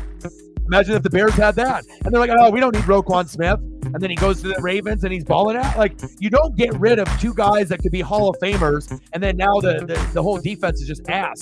You know, and they got a lot of injuries now in the secondary too. I mean, they used to have a few guys in the secondary for the Bears that weren't too bad either. You know? You got to have defense, O-line, D-line, defense. And if you have that, other things will fall into place. You don't have to have a superstar quarterback, running back, wide receiver, tight end. You don't. You don't. It's better to have an elite GM, elite head coach, elite OC and DC, average quarterback, wide receiver, running backs, and tight ends, beast O-line, beast defense, beast special teams. Everything will fall into place. So if you're going to build a team, you build it that way, you know, and not going for the best quarterback, running back, wide receiver, tight end, because if you do that, there's no money left over for O-line or D-line or good coaches or good GM, and then you fucking suck. You know, you have to know how football operates, and some people are fucking stupid. You know, they just don't get it. You know, it's like you can have all these shiny pieces. It's like, you know, you can have the Ferrari and the Bentley and the Lambo, but what happens if you got all that, right, and you got no gas? You ain't going nowhere. It looks good, but you're not going nowhere. Hey, Elliot, come over to the crib. I got the Lambo. Let's go to Seattle. Oh, fuck, I got no gas. Then what are we doing? We're just taking pictures in front of the car, just looking at it, right? Listening to music out of it, but we ain't going nowhere. Got to have that O-line and D-line. You build those first, and and you go inside out, not outside in. Big facts. Top of the fifth, 3-0 Phillies. Big swing that is.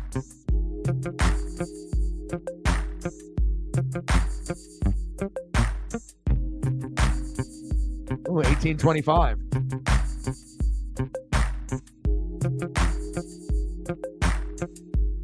Yeah, well, you know what he is? He's not a true quarterback. He's an athlete, right? So when you see Justin Fields, what does he remind you of? RG3 and Colin Kaepernick, which all three have swagger, and they have this kind of swag about them. But the problem is if you run like that and you're a run-first quarterback, and you don't trust your receivers, you don't trust your teammates, right?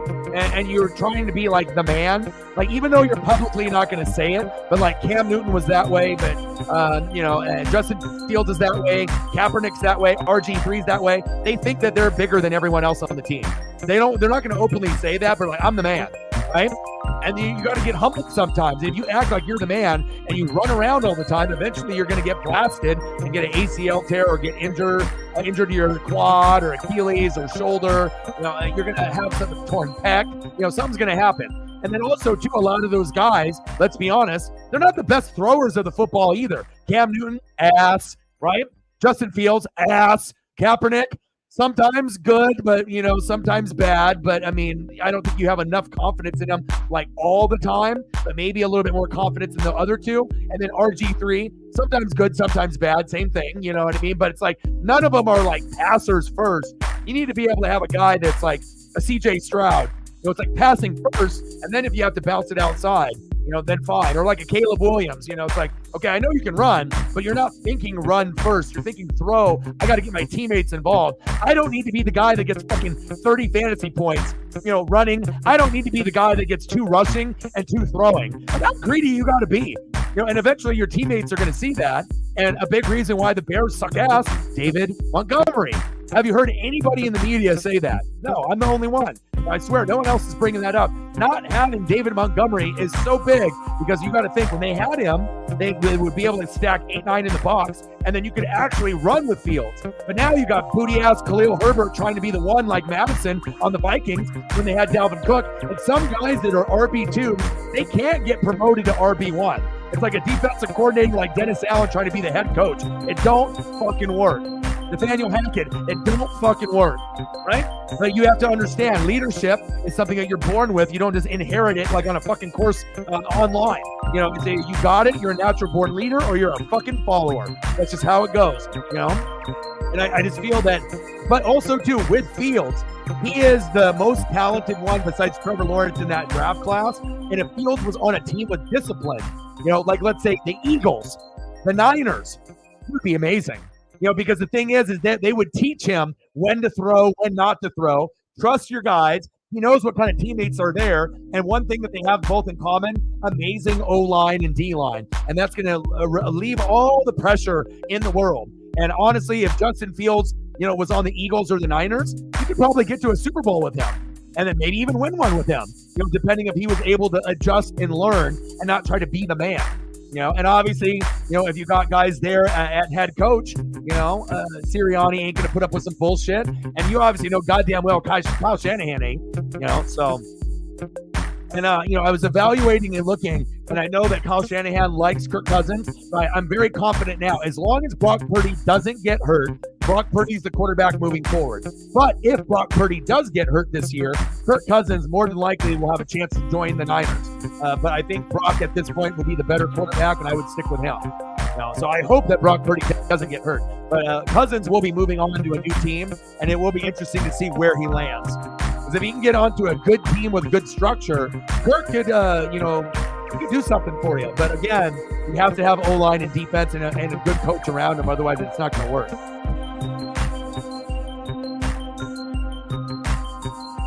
For sure. I love Michael Vick at Virginia Tech and Johnny Football at A&M, though.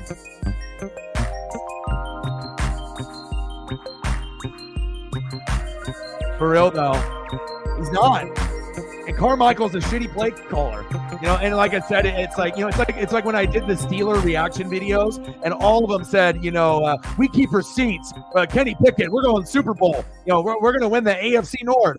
And I was arguing with him a little bit, and I was like, dude, I know you're doing great in preseason, 5 touchdown drives, out of the first string. But I was like, injuries, you can't predict that. And let's pump brakes and let's just wait till we get to the regular season. We're only a month in, and every one of those suckers is crying right now because they know that they were wrong. And they couldn't predict, that Pickett was going to get hurt. But before that, it was Deontay Johnson and obviously Cameron Hayward. But you never want to count your chickens before they hatch. And also, even if Pickett didn't get hurt, he ain't him. He ain't Ben Roethlisberger. But those guys are so hungry, liking to talk shit, that they wanted that. They wanted to try to talk it into existence and try to act like I'm some fucking idiot, And you can tell that they only watch Steeler football. They don't watch anybody else. So, hella biased. So it kind of made me laugh. And, when I did the Texan reaction video, it felt good to see CJ Stroud beat that ass. I won't lie. I was like, hell yeah. I want the Steelers to be good. And the best thing that can come from it is that if they end up firing Mike Tomlin, and then I end up getting Mike Tomlin as my head coach at Tampa, because that's something that I want. And obviously they don't really fire coaches that often, but if I had my choice and I can't get Sean McVay or Kyle Shanahan or Dan Campbell, it would be definitely Mike Tomlin.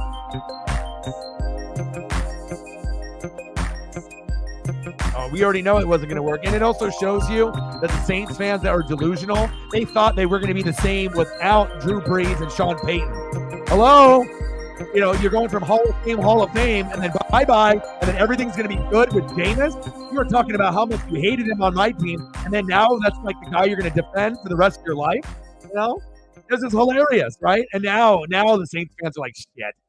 It's that Buccaneer Jameis. He's back with the picks and everything.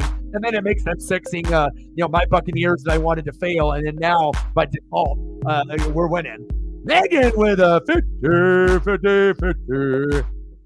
How about them Seahawks, baby?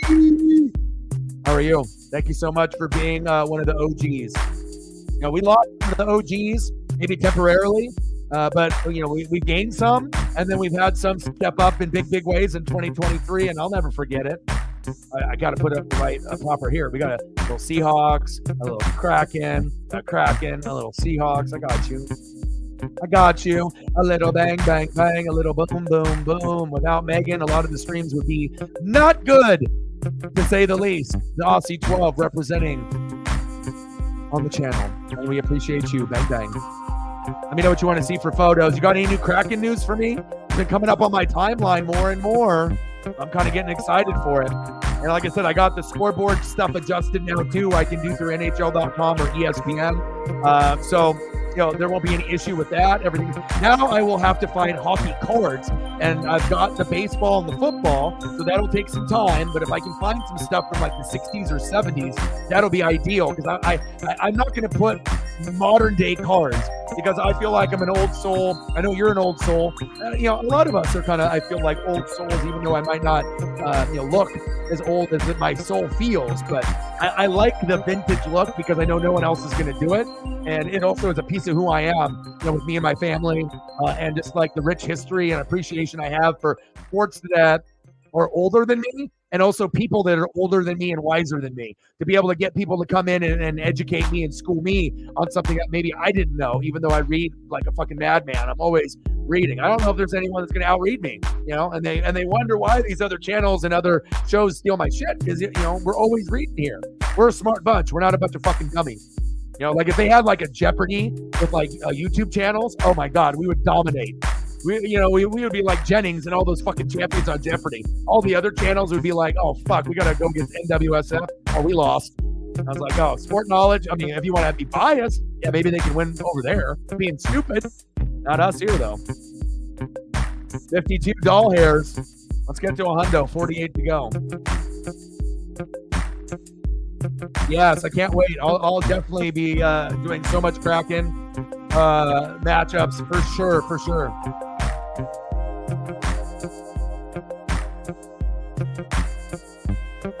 Nice. There we go. She loves Steve Largent.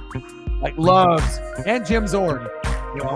Has the love for the old school. Good choice. Bang, bang, bang. Boom, boom, boom. Wolf in the building, doing big things, donating on the daily now. It's great to have you. You know, and it's also cool to be able to have people like half the channel is under 40. And I like having the younger, fresh people that are going to be like in their 20s and 30s, because they're going to educate you on certain things that are in that realm of that age group. And then we get the OGs that are going to be 40 and up, 40 to 90. That's what the range is here. All the way up to 80 to 90 years old, which is awesome. And you get a lot of cool things from each person. And depending on where they're at. And then Megan also lives in Australia on top of that. So Mariners, but primarily Seahawks and Kraken are her too. So, and USC. Those will be her big three. So, Dala, what happened, bro? Eliminated, it looks like, huh?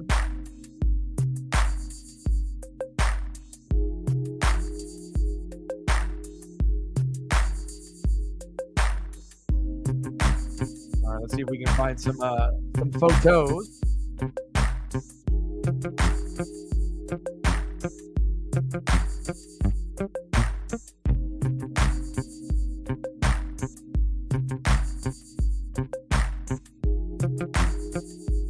This is my favorite Steve Largent photo out of all Steve Largent photos. Black and white, and I love black and white photos. I mean, if you like black and white photos, you either love photography like Ken Griffey Jr. and Randy Johnson, right? Or it just brings you back into a different time, different clothes, different jersey. And there's a reason why so many things are copied from the 80s and 90s. Hello, because it was the dopest fucking eras ever. You know, you can even throw in 60s and 70s in there as well. But something about the 80s and 90s, you got some of the best wrestlers, best athletes, baseball, basketball, football, hockey. Hell, even tennis and golf were better back then. That's saying something. And who high stepped before Dion? Oh, it was Steve. Fire. Fire emoji, like 1,000 of them on the screen right now. Dame will soften the blow. You already know, Dala, how it's going to go. Packers are going to rip your heart out. Badgers are going to rip your heart out, right? Brewers are going to rip your heart out. The only thing that you know that's going to be constant in life is going to be the Milwaukee Bucks, as long as Giannis is and Dame is there. Anybody else, it's not going to be the same. It's going to be the same shit where it's overhyped, really, really good, and then something fucking bad happens, injuries or some other bullshit, and then heartache, heartbreak. That's pretty much a little breakdown of what it's like to be a Wisconsin or Milwaukee fan. Packer fan, Brewer fan, Badger fan, besides the Bucks.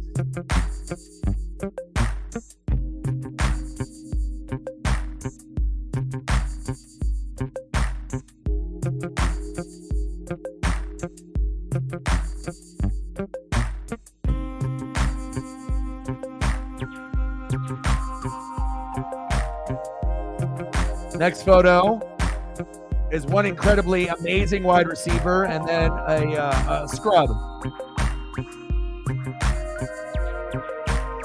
Got him. Nice double play.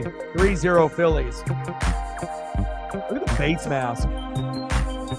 Before like endorsements, before they even had the NFL on the collar, you know, like the old school, like champion Russell Athletic starter brand shit, like from back in the day. And you know, it's really crazy. Chris Collinsworth actually was a really good wide receiver back in the day with Boomer Esiason. And if it wasn't for the Niners, maybe we're talking about the Bengals being the modern day Niners, because that's who they had to match up against twice. And if they would have won, maybe we're not talking about Joe Montana and Jerry Rice. Maybe we're talking about Ickey Woods, you know, James Brooks, Boomer Esiason, and Chris fucking Collinsworth. Annoying ass, huh? Fucking giraffe neck looking ass, huh?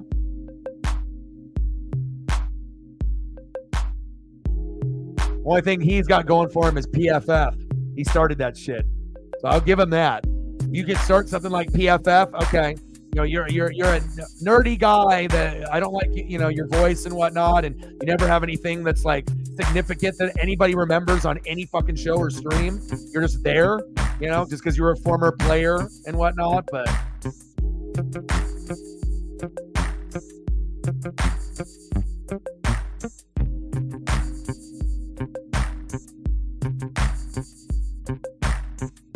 Guy's kind of good. Might have heard of him.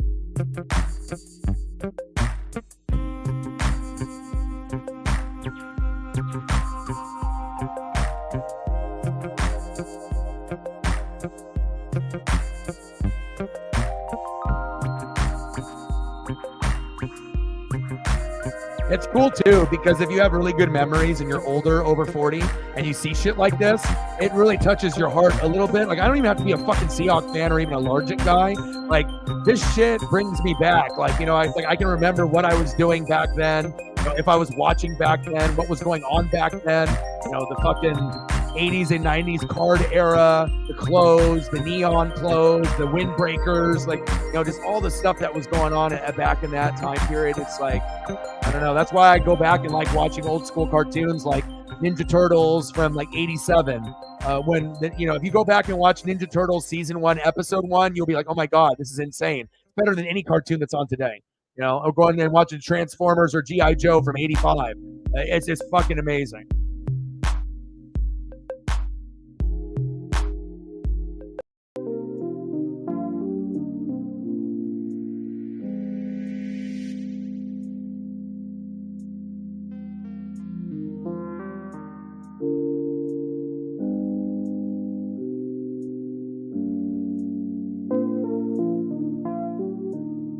Yeah, we'll get you some Zorn in here too.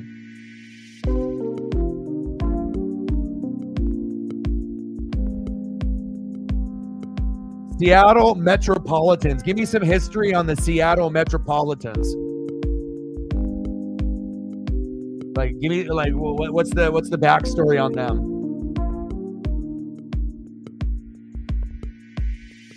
Yeah, it's not that you have something to look forward to. You literally have the most excitement in the NBA in 2023. What's going to be more exciting than actually having 2 of the top 10 players in the NBA at the same damn time? And with Dame on that team, he could actually turn into being the best point guard in the league before he's done. Like, you know, he can move up the rankings of being like the 5th, the 4th, the 3rd, and like being like the guy. Like, you know what I mean? Like stepping up when Giannis fouls out and then also doing fucking crazy shit together.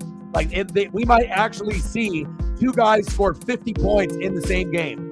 Think about that. Have we ever seen anything like that before? Like, imagine them scoring like 64, and then Dame's got 50 and Giannis has gotten 50. So you haven't even thought about that. Your boy is thinking ahead, planting the seed. You hear me? And then all of a sudden, Middleton got 40. 54 doll hairs. I can buy some nuggets now. Nuggies. 83. Nice. Zini Panini went to Tampa to watch the Eagles and the Bucks, and the package was open. I think they opened it and saw that it was Buccaneers, and they put it back. But she sent me a lanyard and a shirt. And golly, at the stadium, they $45 for a T-shirt. Lanyard like $10. Lanyard is around $10, but a T-shirt is normally $25 to $35. They just added on another $10 because it was at the stadium, a stadium shirt and whatnot. But very cool.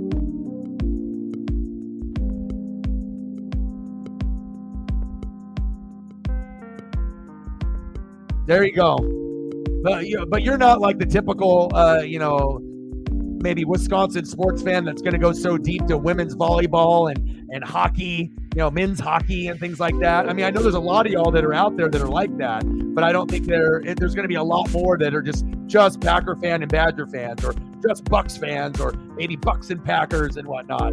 But that's good for you. You love wrestling and you go deep on the sports. So that way, it's like if you do get depressed, there's something that can cheer you up, instead of just watching like one team.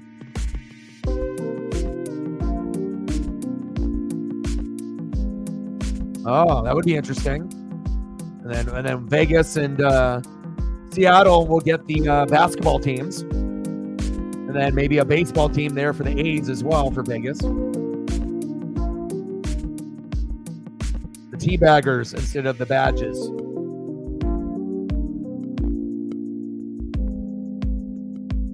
Yeah, he's like Glass Joe and Mike Tyson Punch-Out. Long ass neck, like a giraffe.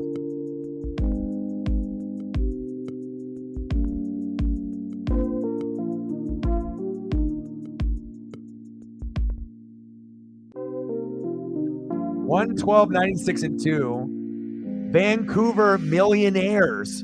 Wow. See, now you're educating me. That's cool.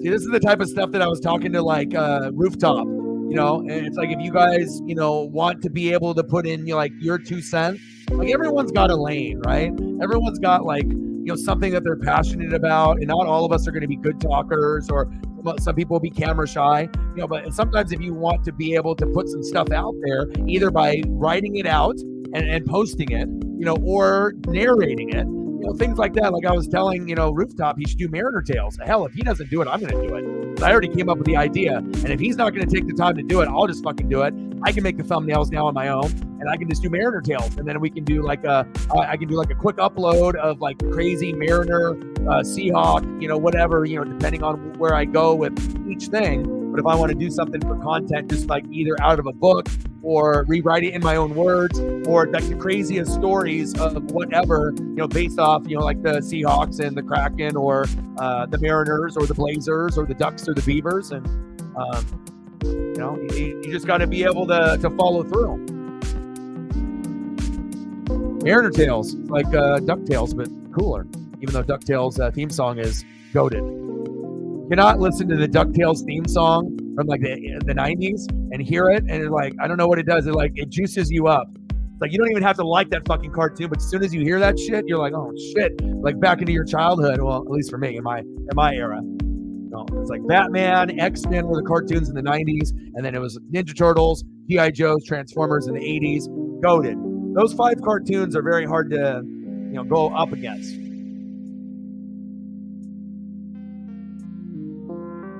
I need some more photos. 3-0 Phillies. It's fucking over, so I'll still call the game, but let's look at some other photos of some cool things based off the people that support this channel, because the channel is you guys. It's my job to entertain and be able to give you my 2 cents and whatnot. But again, like I said, this is the channel where you actually can speak your mind, where you can actually get noticed. You're not just donator 1, 2, 3 ABC. You can actually have a vibe and a relationship, which is cool. Most channels, that is not possible. And I actually get a lot of enjoyment out of it too. It's like, it's like when I was doing reaction videos in the first couple years, we were getting views of 1,000 to 100,000, but you could read people's comments, but you don't really get to know people as a person. It's just like comment after comment, or, you're cool, or like F you, or whatever, but, oh, you're stupid. You don't know what you're talking about. But then it's like when you actually can interact with people and whatnot, and obviously earn a living and do your dream, but actually gain friendships, that is the most rewarding. I mean, of course, a lot of hard work has gone on and a lot of sacrifice. Jordan rookies don't grow out of trees, last time I checked. And I'll tell you what, that fucking hurt, giving up something like that as a collector. Most people will never, ever see a Jordan rookie in person, let alone a graded one, let alone a 9. And, to have something in your hands that felt like a bar of gold, or, something crazy, valuable, to think that piece of card memorabilia I had was legit the most coveted sports card of all time, besides a Babe Ruth rookie or a Mickey Mantle, but Jordan sometimes even more, because of what he did with his clothing line and his shoes. So that is going to attract more people on planet Earth than just a Babe Ruth or a Mickey Mantle. You heard that name, but if you don't like baseball, it's just a guy. But with Jordan, everyone knows Jordan, Air Jordan. Jordan is a standard for excellence. And then you get the clothing line, you get the shoes, you get the beanies, you get the t-shirts, all the merch, and then you get his legacy on top of that. I mean, there's nothing that's ever going to touch that. That hurt. Imagine having a piece of cardboard in your hand that's going to be worth $100,000 to $120,000, and then you sacrifice that for your dream.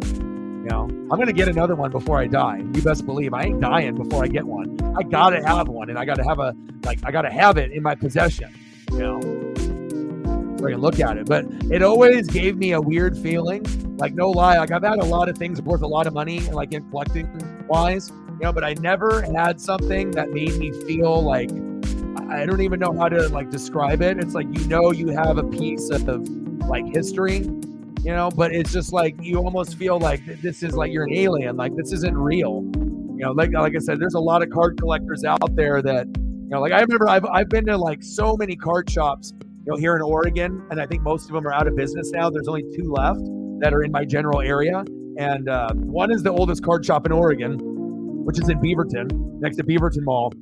And then this Hoodies one just opened up. And but the card shop people would let me work with them. I would go there at like 8, 9, 10 years old. They'd be like, hey, come in the back. I'm like, what? And he's like, open this box of fucking packs with me. I'm like, and this is back when like Shaq was big and 80s. And I was like, what? I was like, okay. And then he's like, take their money and fucking like do the business. And I would just like eat pizza with like fucking card shop owners, open up boxes of cards, put shit in sleeves, like look at the new Beckett's and like comic. Like it was like a dream come true, you know, to be able to like have these card shop owners like me enough to be like, oh, it's this fucking annoying kid that shows up all the time. They're like, come in the back and work with me and let's open up some boxes. What?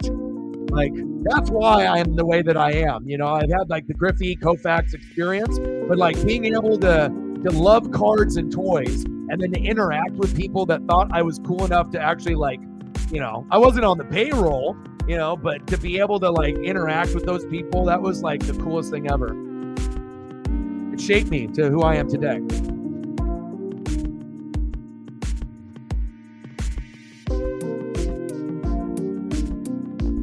Gary in the building, what's good? No way, you did? Graded or not graded?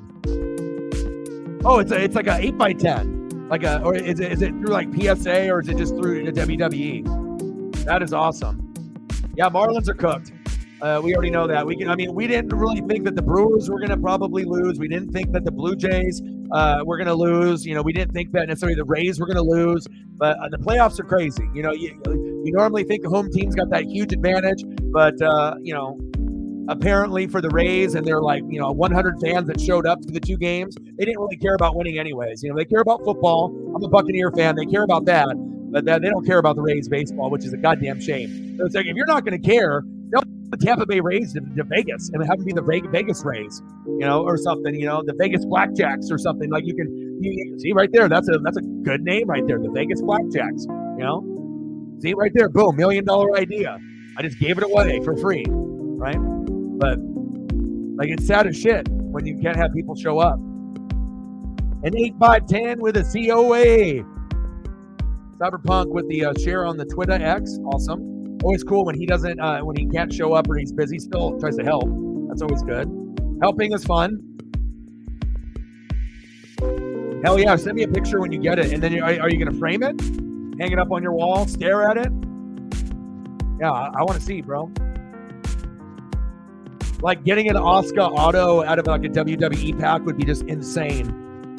You know what I mean? Like out of all the wrestlers, you know, like most people would be like, oh, it's just Oscar. I don't give a shit. I'm going to sell it. You know, unless you're like a true fan and you're like, yes, like one of the top 5 ones that I would want, and you get one, you know. Seth would be amazing. Oh, shit. It's going back. Go on, baby. Oh, my. It's a grand salami. You know it's over, baby. Bryson, stop. Oh, my. Oh, my. Oh.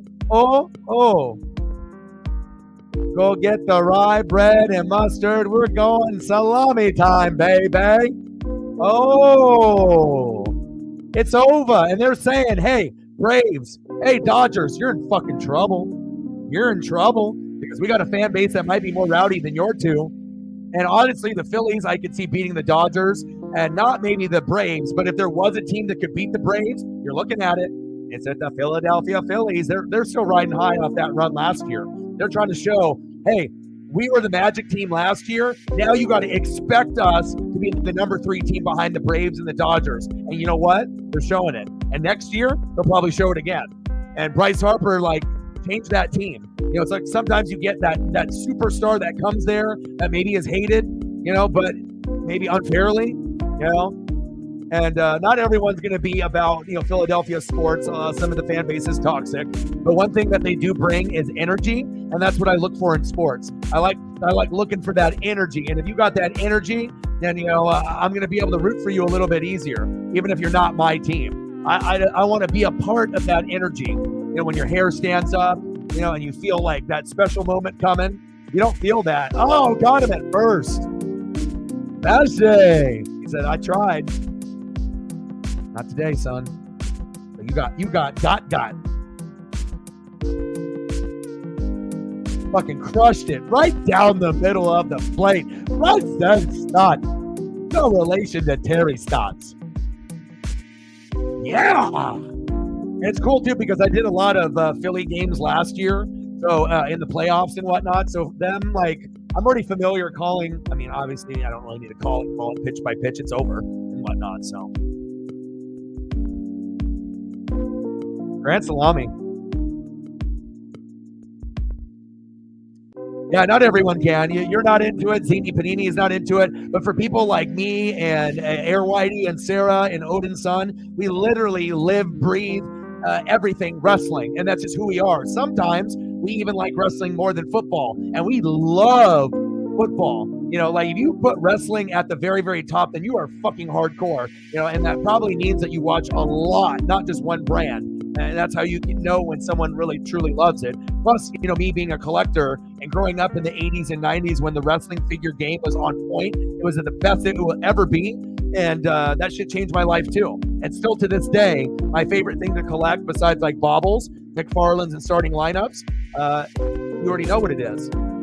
You already know. Wrestling figures. Love it. Old school or modern day. Or Japanese ones, like my Stone Cold one that I have that's Japanese that actually has beer cans. That has beer coming out. So you can actually pose them as him drinking beer. I got it at Toys R Us as a wrestling exclusive, and it was probably like 40 or 50 bucks when I bought it. But if you have like a mint one, like the box is clean, and I think I went through like 7 of them. If you got like a mint one or a close to mint one, you can get, double or triple. People will love to pay for those, those mint pieces. Elliot helping out on the Twitter and on the X. And if people can just start doing that on the regular for me, like whatever it is, it'd be greatly appreciated, because you never know with your followers, even if you don't have very many, it could lead to a new sub. It could lead to something new. You feel me? Appreciate you.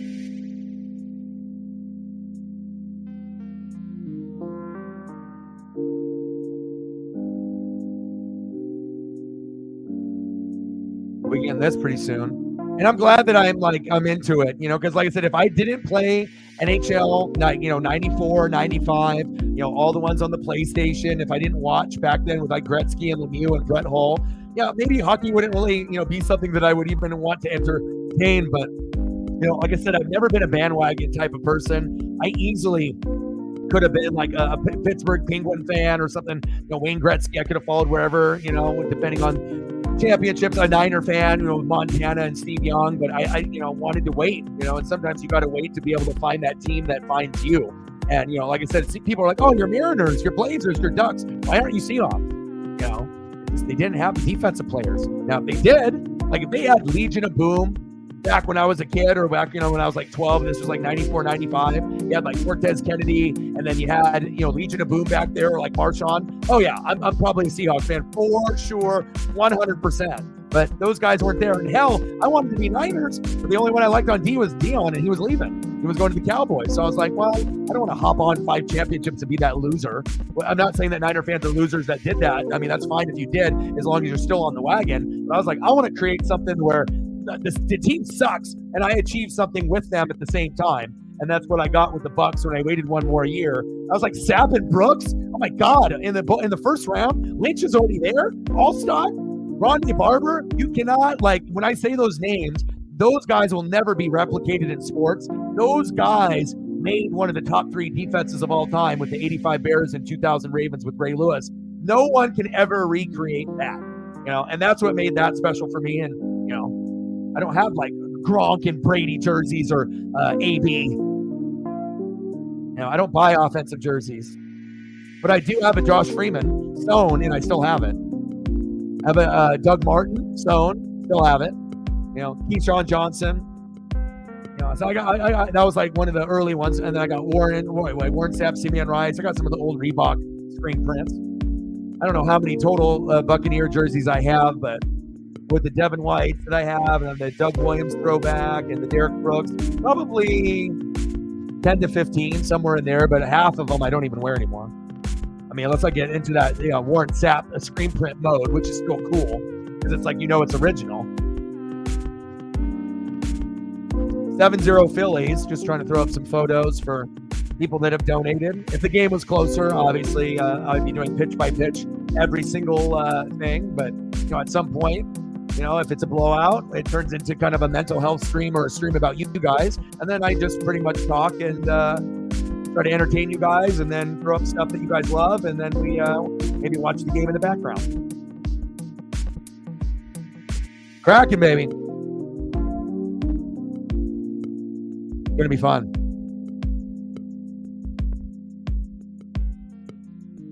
And that's another thing, too, about a lot of the GOATs. A lot of y'all like hockey. So it's like you guys are like, oh, you should do hockey. And I was like, well, if I'm going to do it, though, I got to have a team at least. I can't just be like hopping in. I mean, it's like I like hockey, but I don't like it that much if I don't have a team. I'm like, I'm already following like fucking 50 things and like 30 fucking shows, walking with my dog for fucking 2 hours a day. Like, I don't got that much time. So, and the wrestling Discord. And we also have the name locked in with Northwest Wrestling Fanatics. So whenever we get this one big, then we can open up that one and then we can start doing like wrestling content on there. It would be really cool if I could actually do like reaction videos to the actual matches and have them not block it. They're so sensitive on the wrestling side, but they're missing a mad opportunity from people that have talent or that are big fans that could actually react to like pay-per-views or to matches. It's like a dropping the ball big time, with that. It's like the one sport that is so anti anybody using their content. There are some passionate, there's a lot of idiots in the internet wrestling community and wrestling community, but there's some amazing hardcore people that are hella smart that would give amazing reactions. And I don't watch anyone else's channel, but if that was something that was available across the board, I would watch, because I'm a fan. There's some amazing stuff out there. I remember I had a matchup. I did a reaction to the Young Bucks against Adam Hangman Page and Kenny Omega in one of the first pay-per-views for AEW. And that one got like 10,000 to 40,000 views before they pulled it down. And then they tried to give me copyright strike. I was like, this shit's been out for like a year. I love AEW. Don't make me hate you. Why are you trying to hit me with a copyright strike? I wasn't trying to do anything bad. It's annoying. And that would be something that would be worthwhile, that you can open up that channel and then we can grind on that one. But I got the name, so that one was locked in. And when they gave me the unfair ban on the WBC, like everyone thought that the Ohtani and the Trout, like someone that saw it thought I actually was broadcasting the game instead of it was just like a still photo or they were hating. I was like, you're going to ban me for a week for making money and making a living for something that I didn't do wrong. No apology or nothing. And by the time you get a response back from like the teams, your week is up. So it's like no matter what you respond on an email or a phone call, you're not getting your shit up. And it's like, that hurt. But then that forced me not to have to pay $20 to $35 for thumbs, from Johnny and be like, I got to fucking figure this shit out. I got swag. I like fucking pictures. I can figure this shit out. I ain't stupid. I just got to be able to look at what he did and mimic that by just looking at it without him telling me how to do it. And that was hard. And I didn't look up any YouTube tutorial videos. Like I was just like, I gotta figure this shit out. I got these programs. I gotta click on these fucking buttons, right? And it took a little bit, and then I figured it out. And then now, we don't got to do that shit no more. And plus, I think I feel like I'm on his level, and sometimes I think I can be like above and beyond, or like right there where if like he saw my stuff, he would be like, "Who are you paying?" Which he actually did. He's like, "You got someone new." I was like, bro, if I was going to use anybody, I'd choose you, But I was like, I figured this shit and I'm doing it now. So, which is a good compliment from someone who's one of the best in the world at making thumbs, But I feel like I think I've surpassed him or like on his level now. I feel like I have the spacing down and I know what images to grab, even though some of them take some time. Like I feel like like at that top-notch level where if someone were to pay me to make thumbs, that I could make a side hustle out of it. But I wouldn't want to give up my look because my look is my look. I don't want to give my look to someone else. So.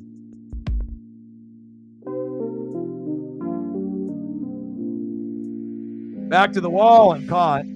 Yeah. What if I end up getting some big donos? I'll buy you a jersey. So I'll get you one myself. So, and I'll get you a sewn one.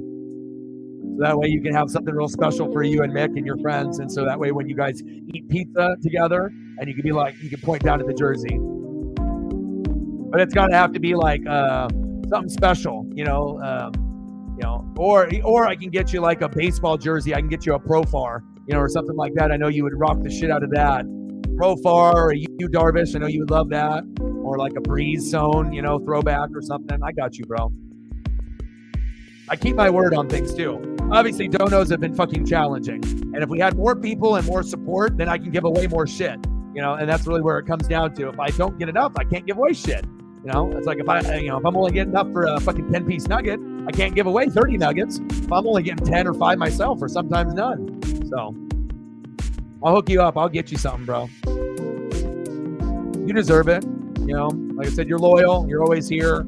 You comment. We have a good vibe. You're my youngest mod. So Matt's up there with you too. I try to have a little bit of young, and then middle age, and then a little bit of the OGs, so a little wide variety of the age groups. So, my reactions would be good because it's pure. Just like when I watch Tampa football, Tampa and the Ducks, Tampa. And the Oregon Ducks, it's like you already know you're going to get my raw, real, and the Mariners. You're going to get my raw, real feelings. Like I said, I'll give you raw, real with everything else too. But when it's your ish, it hits harder. You get more emotional. And then, oh my God, yeah. I mean, anytime I see fucking wrestling clips on Twitter from some of these guys that post like the 2-minute matches or a condensed match of like a 3-minute highlight reel or the best moves in a match or like whatever highlight package, I love that shit. I get hooked. And I'm like sitting there watching, Steiner Brothers or Cronus, or maybe I'm watching fucking who? I'm trying to think. I'm trying to think. WCW and Alex Wright, or you just never know where you're gonna Glacier. I just like I'll have these like visions and stuff, and like when I remember watching like Nitro and playing the video games on 64 and how lit WWF was, and I don't know, that would be crazy. And then the Japan stuff is cool because that's like a piece of my heritage. So it's like I'm seeing shit that you've seen, and me being Japanese and stuff, it's like to have that connection. Obviously that's why Ichiro and the Otani stuff, but then the Japan stuff is just fuck, man, so crazy. Some of like the most hardcore wrestling comes from them too, like with the strong style and just the way that they would be super stiff. Like imagine watching Sheamus in Japan, right? But then everyone is a Sheamus, girls and guys. That's what it is. Or like Shinsuke, or like Asuka's. Like they're just, all of them are like that. It's fucking sweet. It's a gangsta love.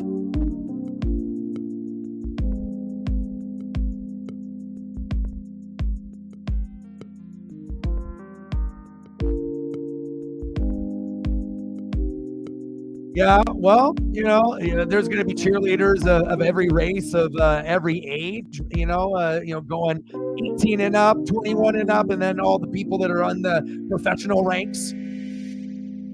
Lash LaRue. What you know about that?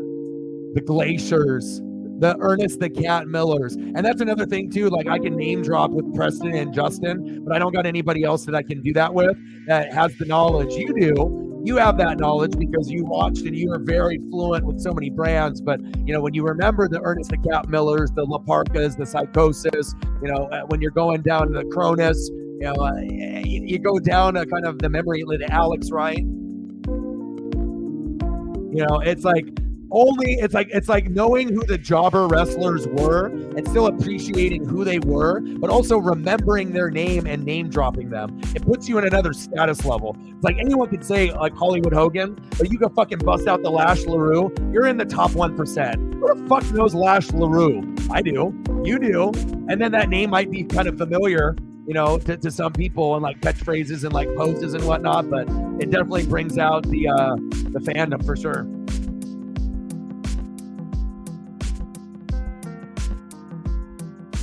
It's a good one, dude. I gotta throw a photo up.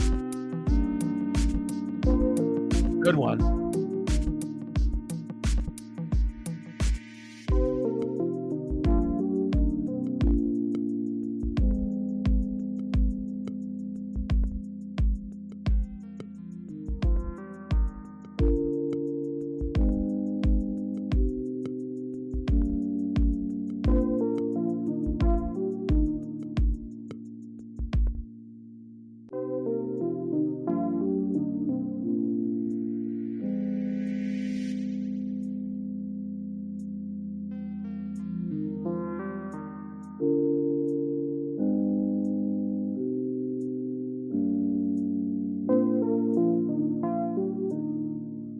Lash LaRue.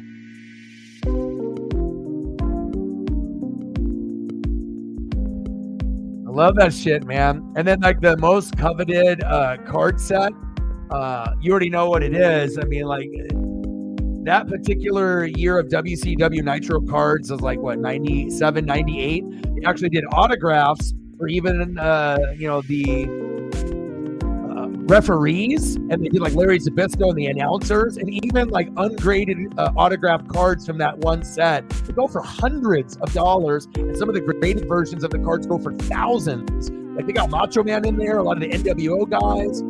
Fucking phenomenal, dude. Look at Lash LaRue. What you know about Lash? What you know about the Lash, dude? Ernest the Cat Miller, the fucking Alex Wrights, Psychosis. 7-0 Phillies. Game's been over for a couple innings. If anyone really cares for me calling the game, just speak up. Otherwise, I'm just going to talk to y'all and throw up cool photos. The Kraken. The S. The Metropolitan. Nice. See, it's cool learning something new. And then you can pass that info along. You know, I like learning. That's what I'm alive here for, to watch sports and to learn.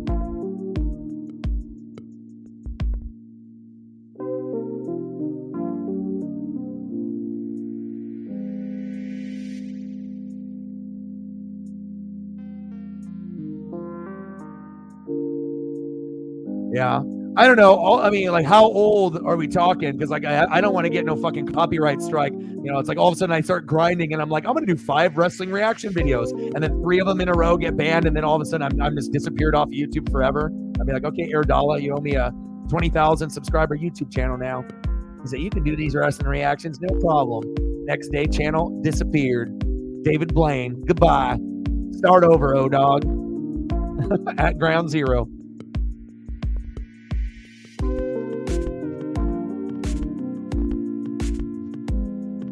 Of course, it's Pete. Got to.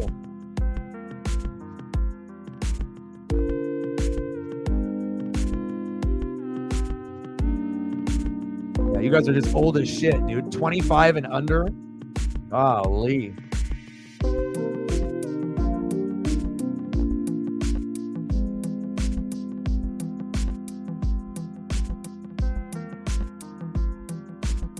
Climate pledge. Okay.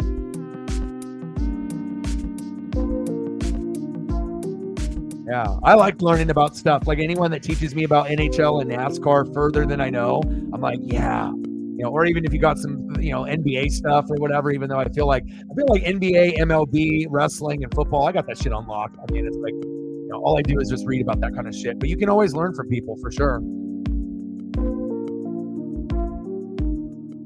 3 count. My goodness.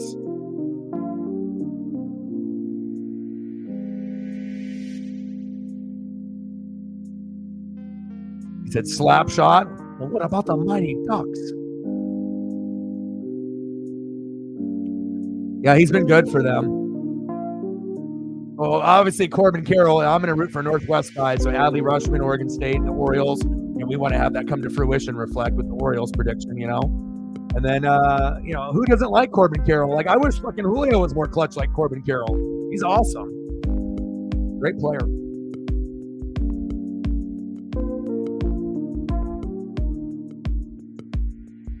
Oh, is the Shotzi's sister still like sick or dying or like in bad shape? Like one of her relatives or whatever. Remember that was going on? The sister didn't pass away, did she? I don't keep up with Shotzi's life, you know, or whatever. Like I follow, the shows and a couple of the wrestlers and you know stuff like that, but not like I don't go out of my way to look at every single thing. All the grooves. Corporal Cajun, yes. I miss like Mike Awesome.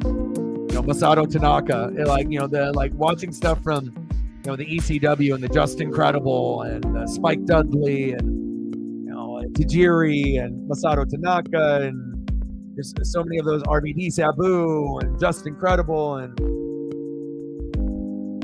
there's so many good memories.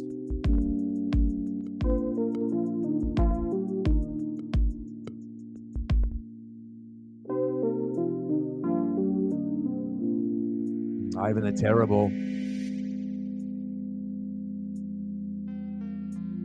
Yeah, and Portland wrestling was always big here in Oregon. Yeah, because obviously there was a steroid ban in Oregon. That's why we didn't actually have WCW or WWF events ever, which was a shame. But if you went to Portland wrestling or back in the day before they made the rule, because I think maybe there were some early shows back in the day, but then they cut it off because of the steroid ban. But Portland wrestling had like Roddy Piper, Ultimate Warrior, and so there was some key people that we actually had here from the Pacific Northwest, which was cool. And we still got guys like Darby Allin today, which is kind of neat. All right, Sarah. 54, 46 to go.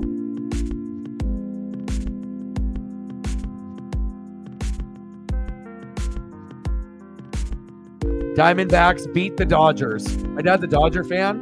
I want my dad to win. I don't want my dad to be mad. But if the Diamondbacks beat the Dodgers, right, and this is just me being real, that would be a very cool thing. Like, if you're a Dodger fan, no, the fuck it's not, right? But everyone that's not a Dodger fan, that would be a cool thing. It's like they don't really deserve. They're not good enough to me. So it's like the Braves and the Dodgers would be like the most entertaining. But I mean, what happens with the Braves and Phillies, and what happens if the team that you don't think is gonna wins or lose? Like you don't really know what direction things are gonna go. Rangers, Astros, like Orioles, like what team is coming out of the American League and National League? There's literally legit 6 teams, 3 on each side, that could end up going to the World Series and winning it all. We don't know who it is. Unless you want me to tap into the ESP, and I'll let you know.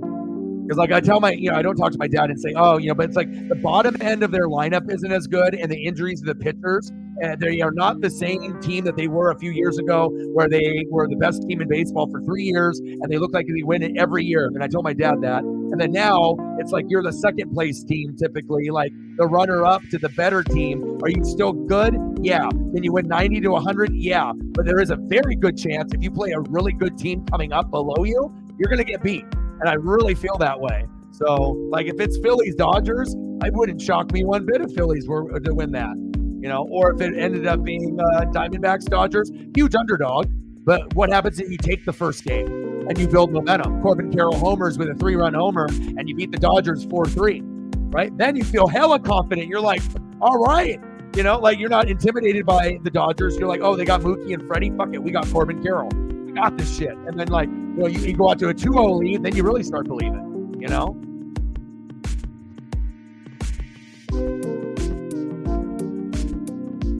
Hopefully they don't trade Cal Raleigh. They're trying to make him apologize. And I've seen these interviews that reflect with Dipoto. You got to get rid of that motherfucker. Like, dude, he's like, oh, be patient. Like, so pretty much we're not going to spend money again, and there's less options. But Ohtani offer is not even going to come out, and we need to replace Ty France, and we need better mid relievers, another closer, and some more bats. And we're just going to sit there, and we're not. I mean, are we even going to sign Teoscar? So what are we going to do? We're going to get worse, and we're supposed to be patient. Like, I don't know, man. It's like it's like if it's between him and Service can stay for the next 10 years. Get rid of Dipoto and let's get someone that wants to spend some money. Let's spend some of that Nintendo Pokemon money. All right. Spend some of that O-Dog money. All right. Get some of those people in. Shit, we should be a fucking consultant. I swear to God, like if I had control of the Mariners, with like a group of people in a room and we sat down and we're just real. I'd be like, these are the analytic guys. These are the Moneyball guys. This is the guy, Ohtani, that you put an offer for. And if he decides he doesn't want us for less money, well, at least we tried. And Seattle has a good Japanese following. Ichiro him. Hello. Make the deal. Don't be dumb and not make the offer.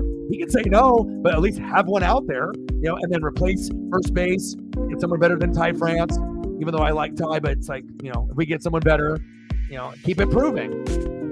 And I think that, like, if you had the right people in the right room together, hell, Reflect, you could be in that room with me. I think that you could turn that shit around in like a year or two with the right brainstorming of people and the right money being spent, It's like, stop profiting off your chocolate fucking grasshoppers and drinking beers and smoking cigars. Let's win a fucking World Series. You lazy ass bum that doesn't want to. You get millions of people that love the Mariners through and through, that show up for the bobbleheads, specifically like me, the fireworks shows, that are passionate, even if we were going 0-162. Give us something that, like, give us hope. You know, that we know that we have these great players. We don't want to waste like what we wasted with Randy Johnson and Edgar and Ichiro and Griffey. You know, we already went through that. We already have some of the best baseball players that have ever breathed air on this planet Earth, ever, that will never be duplicated. There will be never another Griffey, never another big unit.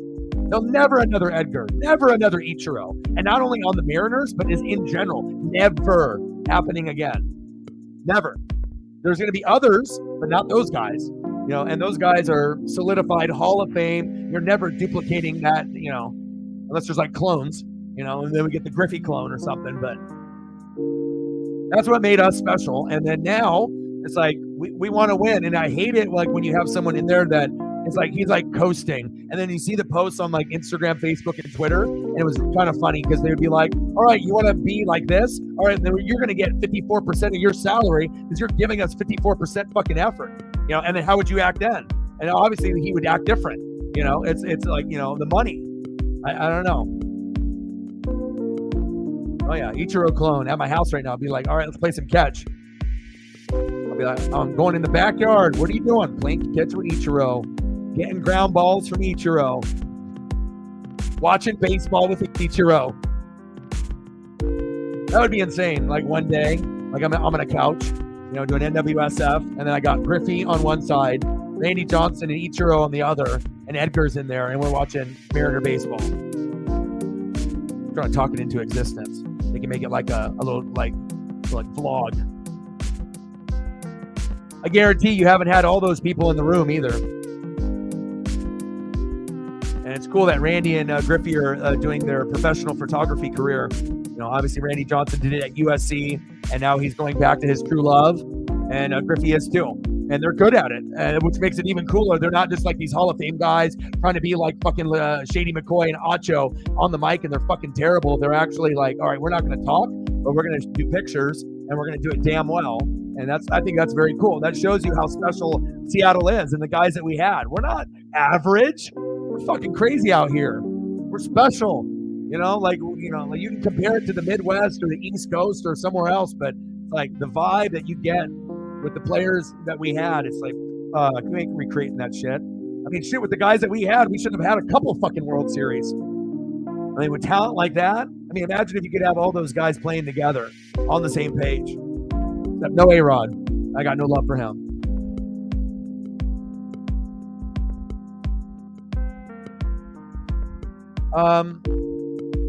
Yeah, I mean, you don't necessarily have to. I mean, it depends if it's like PSA, you know. It depends if if you wanted to get a hack puck PSA or whatever, like through the Kraken, team store or whatnot. If you got enough money for it and you love him, yeah, fucking get it. You know, if you got to donate less to me and Brandon to be able to get something that you love, then that's what you do. Now, someone that's selfish is going to be like, no, you know, but you know, you got the extra funds, something that you love. Yeah, fucking donate less to me and Brandon. Fucking buy something for yourself. You know, you do a lot for us all the time. You know, sometimes you got a treat show sale. I mean, it's something that you could have on your desk and you can get a case for it. You can have it propped up. And the cool thing about the pucks, they have those things that are like rotational where you can put it on a stand and then it'll rotate in a circle. If I was getting a puck and I was a hardcore hockey fan, that's what I would do. I would have it not in a display case, but I would have it on a rotating circular platform that you can buy on like eBay. And then you can put it on there and then it can just rotate and you can just like look at it. Pretty cool. Yeah.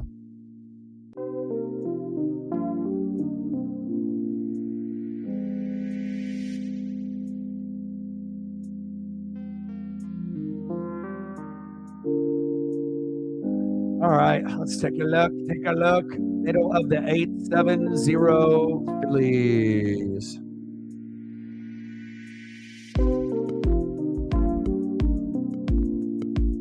I love these throwbacks for the Marlins. That's Preston's team. Those might be one of the top of all time. The color of the batting helmet is ridiculous. The Florida Marlins jersey is just beautiful. And on top of it, the pinstripes, that's what takes it above the top. Just like the Orlando Magic Penny Hardaway jersey. You know, they have a white one and they have the Bulls one with Jordan in 96 with the pinstripes. And they had the black. I'm just telling you, when you get those throwback looks from the 90s with the pinstripes and those colors, you are not going to see that today. You know, there's a reason why Mitchell and Ness jerseys cost like fucking, you know, $200-300 all the way to over $1,000 because it looks like that. You can't recreate greatness. Fire. It is a fire. I like Lash LaRue.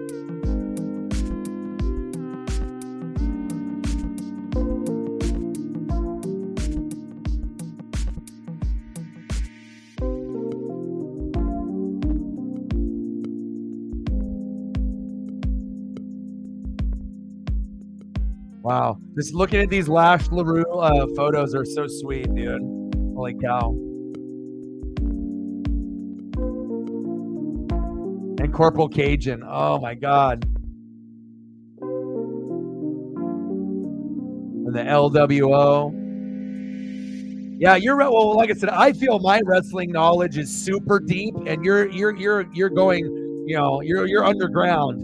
You know, I was watching like Ancient Aliens and some like Discovery Channel stuff, and yeah, like when they talk about them going in the water, you know, and they got like areas that they go. Yeah, that's you, bro. You know, deep sea diving, but like deep. But Preston's got some pretty good knowledge. So does my friend Justin. I think that's why I wanted to do like Northwest Wrestling Fanatics because. But the thing is they won't. You know, Preston will get on camera, but he's got too many things going on. Justin's super shy. You know, unless he had like you know, some gum or you know some drinks, you know, and stuff. But I'm always trying to get Justin to come over here because he's got really good basketball knowledge. He's a few years younger than me. He's got good football knowledge, baseball knowledge, wrestling knowledge. You know, it's like out of all my friends, he's probably like my closest. You know, so he's the duffel bag boys. When you see me and him go to Seattle together, you know, usually I only go to Seattle with my dad, but typically it'll be with Justin or Preston. But I talk to Justin like every day. Like, you know, with Preston, we talk like every couple weeks.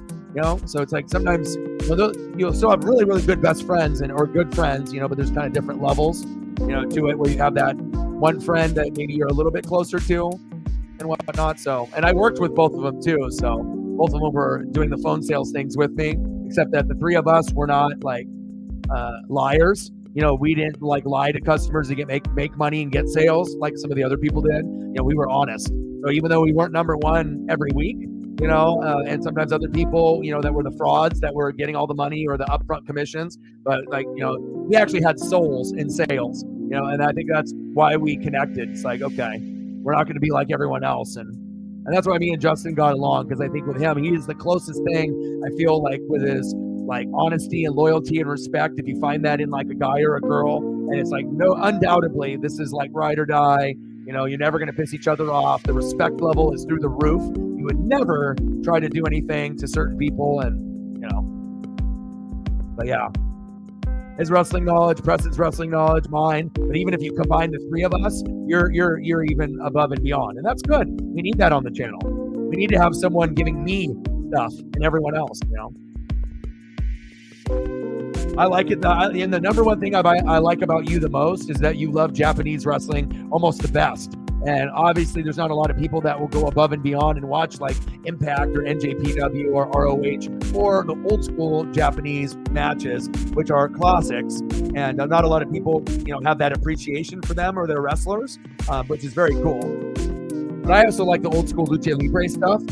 When I can watch the old Mexican wrestling and the Japanese wrestling, love the WWF and the AWA and you know, WCW, ECW. I like all the old school shit, specifically ECW, WCW over WWF. WWF back in the day for me was number 3. I still appreciated Rock, Stone Cold, and some of the other ones, Legion of Doom, Road Warriors, but you know, NWO and then RVD Sabu, you know, the vibe. Just because the company was poor, I was a big Paul E. Dangerously guy, you know.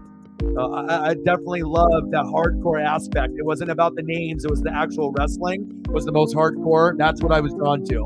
And the WCW had the wrestlers and then the rings and the looks and the stages and Halloween Havoc and Bash at the Beach. It was incredibly dope. And then you had a lot of the Hall of Famers that were moving on to WCW. And when they tell you you're NWO for life, brother. Oh, yeah. And I still rock the gear.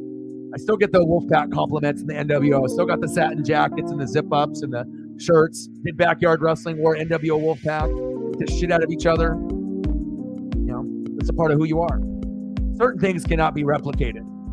But that's cool that you like the Japanese stuff. And you put me on some shit that I was like, ooh, I don't even know this. Like, I'm like an amateur right now. Like, you know, I'm a dum-dum. But the lucha, I like fast-paced wrestling, you know, or like the physical wrestling, fast wrestling. So physical is Japanese wrestling with some finesse. And then you get the lucha libre, which is the high-flying and the crazy. I love that.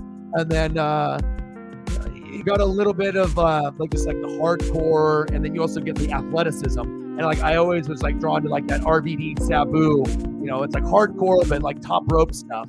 So I like a lot of top rope guys that, you know, can do the high flying, like the Nevilles and the Ricochets and the Young Bucks, Charlotte Flair, Bianca, you know, but you know, Lita, you know, but it just depends on I guess who it is. But I love Lucha Libre. Eddie is one of my favorites of all time. I you know, and Eddie was so good too, because not only was he great in the ring with, you know, obviously Chris Benoit and Dean Malenko and the rest, but his swagger on the microphone and to be able to be a heel and to be like a prototypical like machismo Latino heat wrestler, kind of like a Scott Hall. You got the machismo and you got the vibe. You hear me saying, you know, just like the vibe and the, I don't know, everything about it. And it was cool about Eddie is that he did everything. He did ECW, he did Japan, he did WCW, he did WWF, he did WWE. Motherfucker did everything. And I'm just really happy before everything happened, you know, that he was actually able to be a champion, because that would have been the biggest like mistake in like wrestling and sports. Like, you know, Gary Payton and Sean Kemp not getting a ring, Karl Malone and Stockton not getting a ring, Barkley not getting a ring. You know, this would have been a bigger travesty than those. And those are like, they're up there. Lucha is underrated.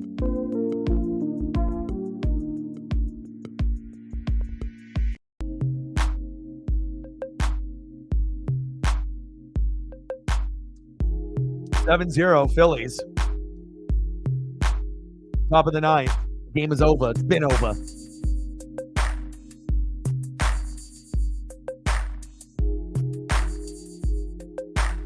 I like it. I mean, if like yeah, because I'm about strategy, you know. So you have to understand, you know, sometimes in fantasy you have to make moves, and if someone wants to grab him, go right ahead. You know, if he starts doing good, you know what I mean. But like I said, I'm always making moves.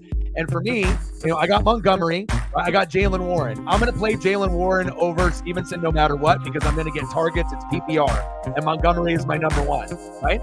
And I got Rashad White, who's on kind of the same level, right? But the thing is, with the Bucks, they're playing better. And, you know, with Mac Jones and the way that offense looks and the way that he's played, he has 2 good games and 2 bad games. But also, I only have 1 kicker, right? And I got Moody, right? Niners kicker, right? And there's going to be games where he only gets touchdowns and extra points because McCaffrey goes off. I can't win the fantasy championship or get super far if I got a kicker that's going to get me 10 to 14 most of the time, and then all of a sudden gives me a 5 and I lose in a week. So I have to have someone else. So I picked up Maher from the Rams, number 2 kicker. So that way I have 2 kickers, you know, and I'm always going to make moves. I'm going to adjust. I'm going to grab a defense. I'm going to grab another kicker, because the number one mistake that fantasy players make is that they don't have a backup kicker and they don't have 2 or 3 defenses. And if you don't, you're not going to win the championship, because it's always cool to have the running backs and the wide receivers and the backup QBs and tight ends. But what is the positions that are least thought about that should be considered the highest? Everyone's like, oh my God, my running backs, my wide receivers. What you should be thinking about is, fuck, what am I going to do with my kicker and my defense? Can I actually get to 20 to 30? And if the answer is no, do something with your lineup. Because a lot of times people lose because the kicker and the defense combined for fucking 6 points, and then the other guy got 20 and you lost. And all you had to do is make some adjustments, maybe drop a favorite player on the bench, grab something else that you know you need, and it sucks, you know, dropping something that you know that's a piece. But if I think that I can win without it, and I can give myself insurance to have 2 good kickers, the number 5 kicker in Moody and the number 2 kicker in Maher. What am I doing with Moody? And all of a sudden he starts doing shitty. Maher's gone. I can't get him. Yeah, I got Ramondre Stevenson, but I'm not going to play him. He's just going to sit on my bench. These are the decisions that you have to make when you got a guy that still is a high-profile guy that can turn his season around. But I got to look out for me. So that's how I play fantasy. So other people will hang on to guys too long. I will hang on to a guy and I'll make sure I get the most of what I need, and then I move on, because I'm definitely, if I dropped you, that means I have something else that I'm more confident in. And of course I would like to have more running backs, but the thing is I've done your strategy, like with Reflect, getting all the running backs and hoarding them, and I haven't won the championship that way. I've also got 3 of the top 5 with Chubb and Jacobs and Saquon last year. Didn't win the championship last year either. So I always go running back, and then my flex running back. That's how I always did it. But now I'm flipping it. Now I'm going to be doing double tight end as a flex, Andrews and Laporta. I'm going to do 3 wide receivers instead of the running back. And I'm going to have more points. So you got to sometimes be able to flip the script, and you have a routine. So fuck the routine. Sometimes you got to switch shit up, and you got to go with the flow of how the league is going. So if all the running backs are getting hurt, you got to shift. You got to pivot and whatnot. So, and I wouldn't be sitting where I am right now if I didn't make the move for Laporta, if I didn't make the move for Moody, and grabbing certain pieces that I didn't draft. Drafted Bills D, got him back. And sometimes you gotta make tough decisions. And with me, I always make sure every piece I have is something important to me, and it's about value. I don't let guys sit there and cook. I make sure I fucking upgrade. I don't trust you. Bye. I get something that I need. And then if you play fantasy like that, that's, I've made like 40 some moves. I think the average person has made like 4 or something like that. You know what I mean? But again, it just depends on, I'm at 42 moves. I picked up CJ Stroud, picked up Laporta, picked up Maher, picked up Moody, picked up Hollywood Brown, even though, we both have had him and dropped him. It's like a good chunk of it is going to be drafting. Picked up Jalen Warren. Like, you're going to want to have your core, 6 pieces that you never touch. 6 to 8 pieces or whatever. But then you want to make sure, if you didn't draft well, or even if you drafted the best, you're making moves. Because I'll tell you what, if I have the same fucking team I had week 1, I am not 4-0. Gotta make the moves, baby.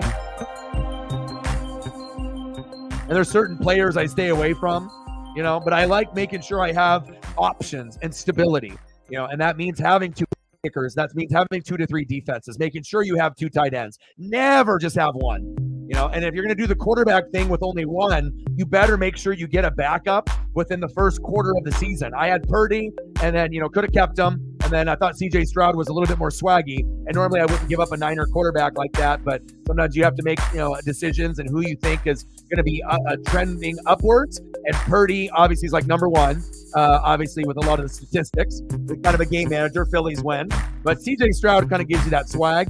So by the time if I wanted Purdy back, someone already picked him up. So sometimes you got to make tough decisions and kind of keep upgrading, and then try to get as many top 10 players as you can. And the more top 10 that you have, the better, and that's how you can do that. So just to give you an example, and you guys can use this, down the road, but in my scoring and the people that I have on my complete roster, the lowest ranked person that I have on my roster is 25th, which would be a running back. That's insanity. You're not supposed to have that, and then the other one is a 21. That's Rachaad White. 25 is Jalen Warren. And then literally all the other ones are 1s, 2s, it's like Mahomes 8, Montgomery 10, Warren 25, Jay Jetta 1, Amon-Ra 11, Andrews 5, Hollywood Brown 17, Moody 5, Rachaad White 21, Keenan Allen 2, Evans 9, Laporta 2, Bills D 2, Maher kicker 2, CJ Stroud 10. Do you see how I win championships? It's you got to adjust as the season goes along, and you can't get caught up with name recognition. Sometimes name recognition will be the death of you in fantasy. You hang on to a guy just because he's Ramondre Stevenson when I'm not going to play you. Like, are you better than Rashad White? Yeah, you're on the same level. But if I know I can trust Jalen Warren and Montgomery more, then sometimes dropping a guy to get a backup kicker so that way if Moody gets injured or something happens and he starts sucking, that I have a contingency plan that I got Maher, and chances are both of them that are averaging usually 10 to 14, both won't get cold at the same time, and I'm saving my ass. And again, it's like, why, fifth running back, sixth running back, or I only have one kicker and I should probably have a backup contingency plan just in case you start throwing up 5s instead of 10s, and thinking ahead. And then when you do that, then, that's how you win championships, or at least you contend and you get top 3. So.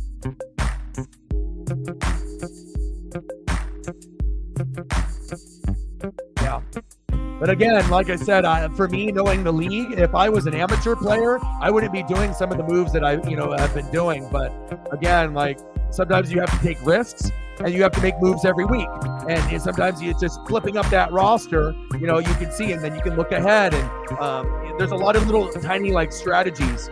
Oh yeah, Aubrey. I was going to grab him, and you grabbed him right before I did.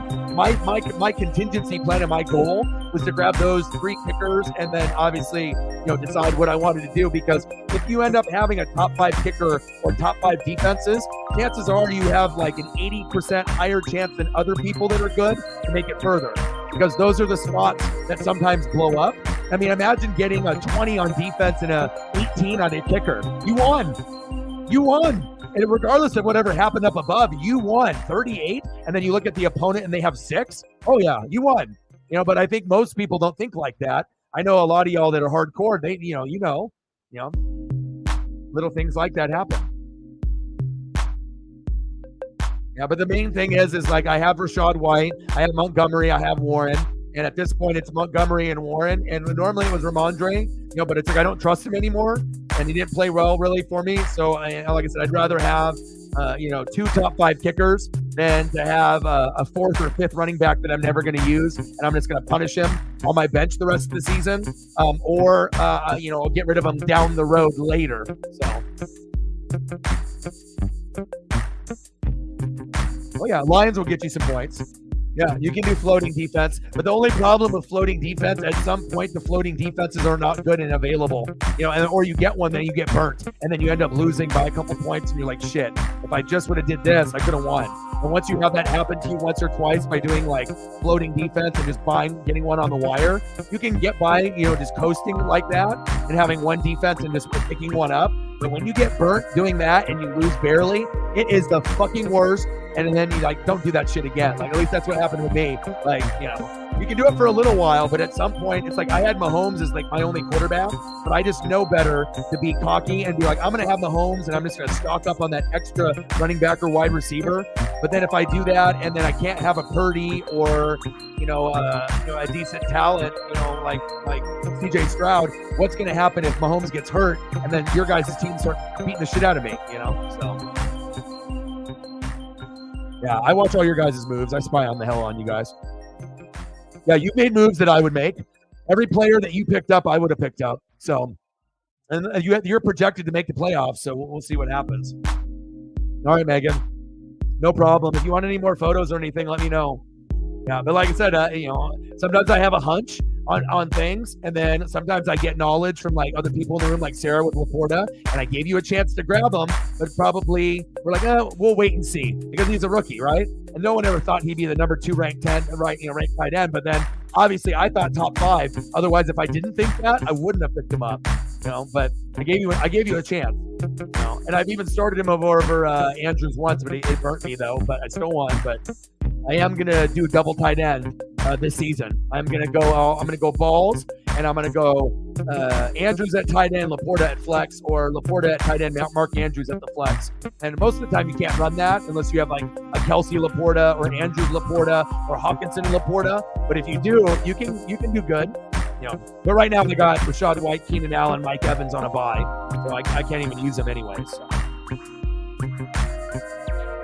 And maybe I'll start CJ Stroud over Mahomes just to see what he can do. Like Mahomes gets me 25, but if CJ gets me like 23 and I still win, yeah, I used him.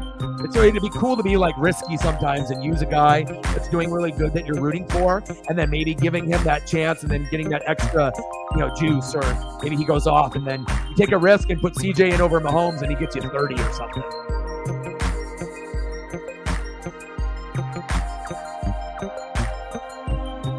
Youngest player with a 4 RBI in a game, Bryson Stott, 25 years old, 363 days, 2 days before the birthday. Yeah, that's funny too, because I already knew someone was going to mention it. But like I said, usually with my players, like, sometimes it's about fit. And also I look ahead in the schedule, to see like if I have buys on certain things too. So.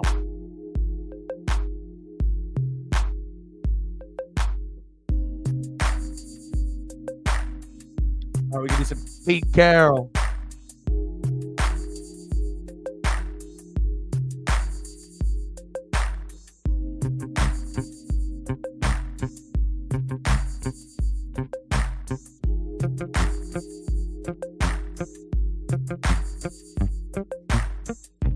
Are there any sports that are on? I don't think anything's on anymore.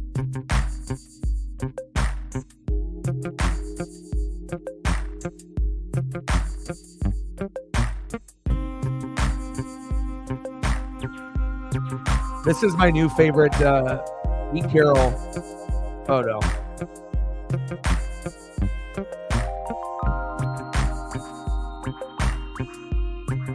I gotta delete this one. It's flooded by Zorns and Largents. Gotta make room for a few. This is my favorite Pete right now. The latest one. And it's what's on the screen. That's what makes it electric. 11 sacks. Like, remember this day. Like, don't forget it. 2 picks and a pick 6. It'll be the Devin Witherspoon breakout game. That's what people are going to call it down the road.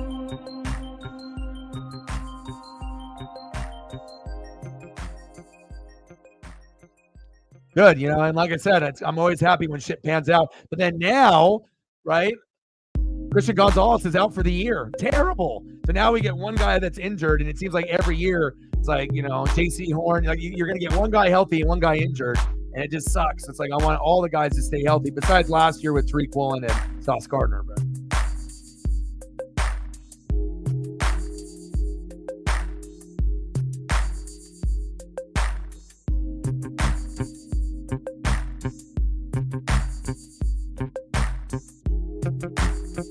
yeah, I like calling Seahawk games. They're fun. And I already know a lot about them too. It's like, just because it's like, I might be a Tampa fan and whatnot, but it's like, it's the closest thing that we have here in Oregon to us, just like Mariners. So everything that we know about Mariners, I mean, it's like we follow even if you're not a Seahawk fan, a lot of people in Oregon know what's going on. Like there's a lot of other fans in Oregon, that rep all different teams all over, the country and whatnot. But still, you're going to get a lot in Oregon that are repping.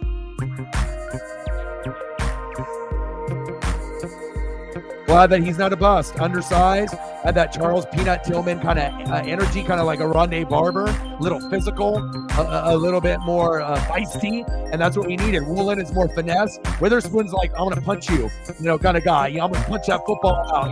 I'm gonna make the big play, but I'm a splash player, and that's why they picked him. Maybe they thought Christian Gonzalez was the fundamental player, and Witherspoon is like the angry player that's fundamental, that can punch shit out, but like be explosive. But we just like, this guy is too small. I don't think this guy's going to be able to do it, And then all of a sudden, okay, we give him 1 month, and then you have a play that, even Christian Gonzalez wasn't able to do. He's hurt now, but Gonzalez does have pick 6 ability. But big win. That's cool too to see that both of them in the photo. 11 sack lunches. It's 12 noon. You know what time it is? It's time for a sack lunch. Yum, yum, yum, yum, yum, yum. 12 sack lunches and 12. Yeah.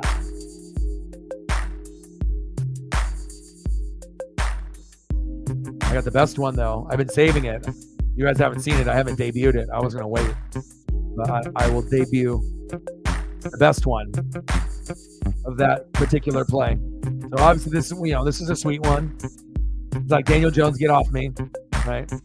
Tariq's like, come back. Tariq is like, come back. I got a block for you. So, oh, I got this. I got this. But the best angle, right? The best one is this one. Let's go. Whoever took that, that is an autographed photo signed on the bottom in like highlighter, Seahawk green, blue, silver Sharpie. Beautiful with the fucking crowd in the background. That is the best of the best of the best. It's like you can just, perfect one to have blown up as a poster or have it autographed or made into a football card. Signed with a piece of jersey in there. Fire!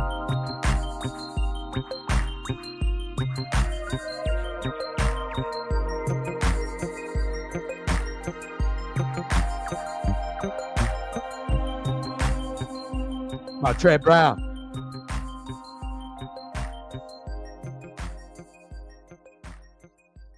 What about a little bit of this? What you know about that?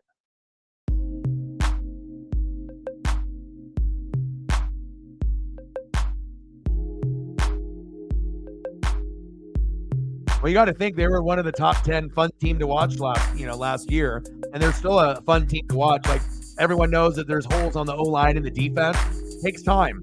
But if you get the right pieces each year, eventually you can start filling the holes up and filling the gaps. But I think that even if you're a hater of the Seahawks, you recognize what they got going on is special. They're like the Lions, where you don't know how far they're going to go, but they'll go as far as their quarterback will take them. So Goff, as well as Geno, they'll go as far as the quarterback will take them. If those guys can play like top 10 quarterbacks, then maybe they overachieve and get to the NFC Championship game in the next 3 years. It's possible. But people just need to talk it into existence. Yeah, but my thing always comes down to is sometimes making hard decisions and dropping people, even guys that are really, really good, just to give myself stability. Because I don't want to be able to have 5 running backs and then I have one kicker starts sucking, and then there's no one else on the wire that I like good enough to hang on for the rest of the season, and then it's going to be more of a struggle.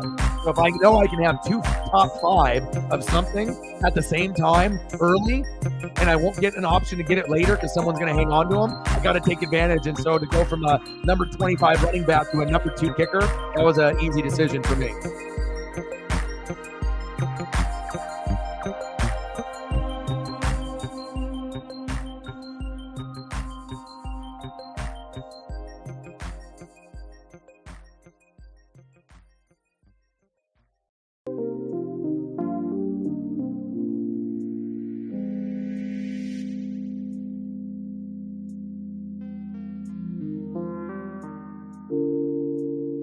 Yeah. Sleeper. Like I said, that one, I mean, he had only 5 points last week because Christian McCaffrey scored fucking 4 touchdowns. So that sucked. You in fantasy, you want a good offense, but you want at least a couple opportunities of like typically 3 field goals and then maybe a couple extra points. So that way you can get to that 12 and up range. And if you get 12 and up range from your kicker, you're feeling fucking fantastic. You hit 10, you feel great. Under 10, as long as it's like a 9 or 8, you're like, all right, but you really are shooting for 10 and above. You don't want to hit a 7 or under that you're like, damn it, you want to hit those big numbers. And then sometimes the kicker can get you like 20, or 18 or something crazy. So, or even in the high 20s, if they kick like 6-7 field goals, something cray. If you're reading this, you'll be successful. Never give up. I won't.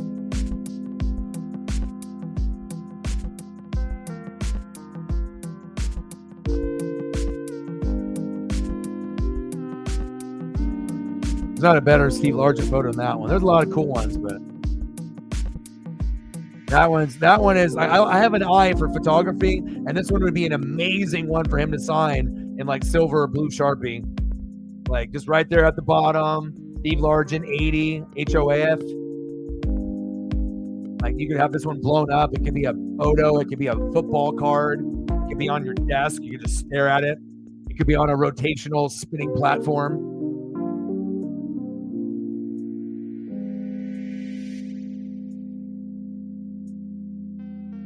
Yeah, but also too, if you notice with kickers, it just depends if you win championships, and when you get to certain positions, like not having depth at a position, if you're trying to win it all, like it's one thing if I'm just playing for fun and I don't give a shit, but it's like if I'm looking at myself, always making sure. And of course, there's other guys that can put up 10 to 14 that are just floating there that you can float. But I like to be able to have stability because I know when a guy gets hot, sometimes I can just go with a guy for a month.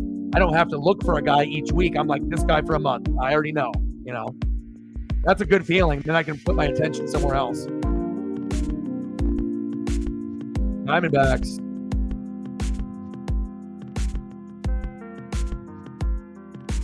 He's like, yes, I'm really good. 11 sack lunches.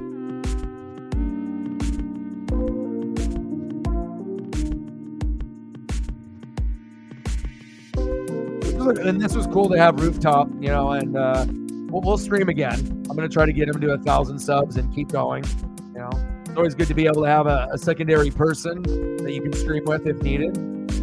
Super cool photo. This is like one of my favorite. This might be one of my favorite Seahawks photos of all time. This is insane. And the photographer's money, because it's like you can have some of the fans kind of not as focused, or even the Giants player, but the focus on the lens is on Witherspoon, dead center. So that way you can see him high step in number one, like the perfect Hawk photo that you'd want Devin to sign.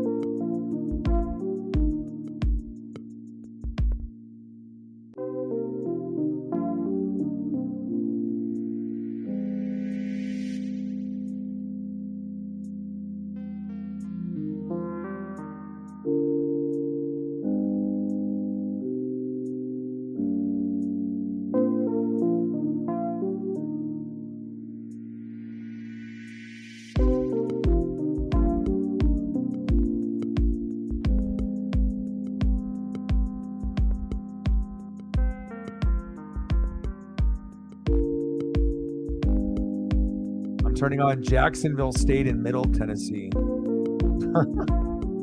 Nah. I want to watch football, but not that bad.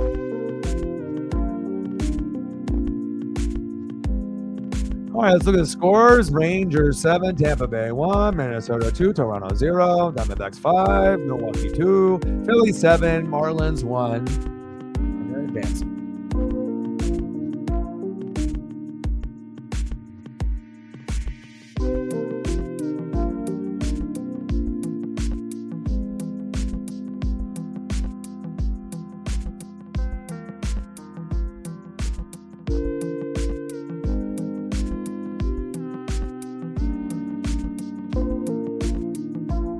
Twins or Astros? Astros. Phillies, Braves. The one team that you don't want to face if you're Atlanta, Philly, because you could actually lose. Diamondbacks, Dodgers. Honestly, I wouldn't be shocked if Diamondbacks win. Dodgers should be heavily favored, but if the Diamondbacks play well, who the hell knows? I mean, the most surprising, shocking thing would be Diamondbacks, Phillies in the NLCS, but you never know. And then Rangers, Orioles. That's going to be a good one, too. All of those are going to be good. We would assume Astros, Twins will be garbage, but you would think that they would have no shot. But Phillies, Braves, 50-50, even though it should be higher than that. Diamondbacks, Dodgers could be 50-50. Rangers, Orioles could be 50-50. Do we really know? I mean, the only one we know for sure is Astros over Twins, 100%. And then you would assume Braves, but if Phillies win, wouldn't be shocked. Dodgers should win, but Diamondbacks could. And Orioles could win, but the Rangers have been hot on the road. And I could see the Rangers staying hot, but hopefully the Orioles can fight that Uncle Mo and that momentum, because I want to see the Orioles in the World Series. Orioles, Braves. It'd be cool. Orioles, Dodgers.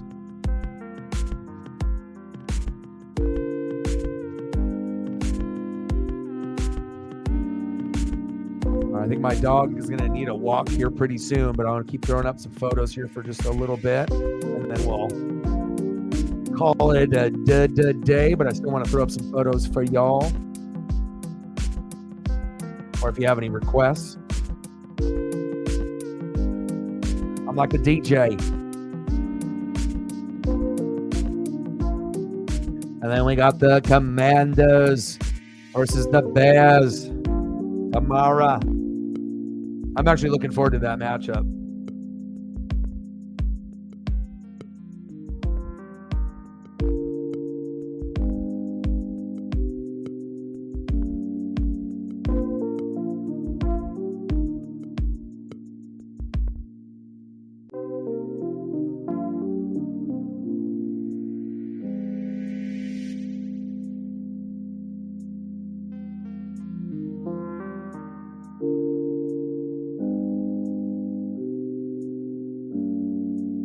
Paisley misses her daddy.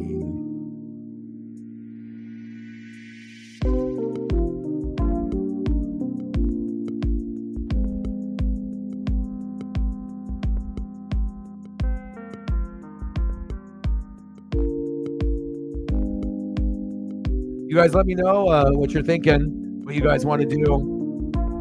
I still need to probably go for another walk with Paisley and whatnot, but I can stay on here for another like 5 or 10 minutes if you guys like. If you guys want something specific, still got some of the ones on here.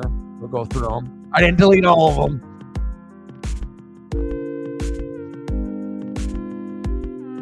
A soundtrack to the Seahawks. I mean, if you're a Seahawks fan, I mean, you're in heaven right now. Glorious.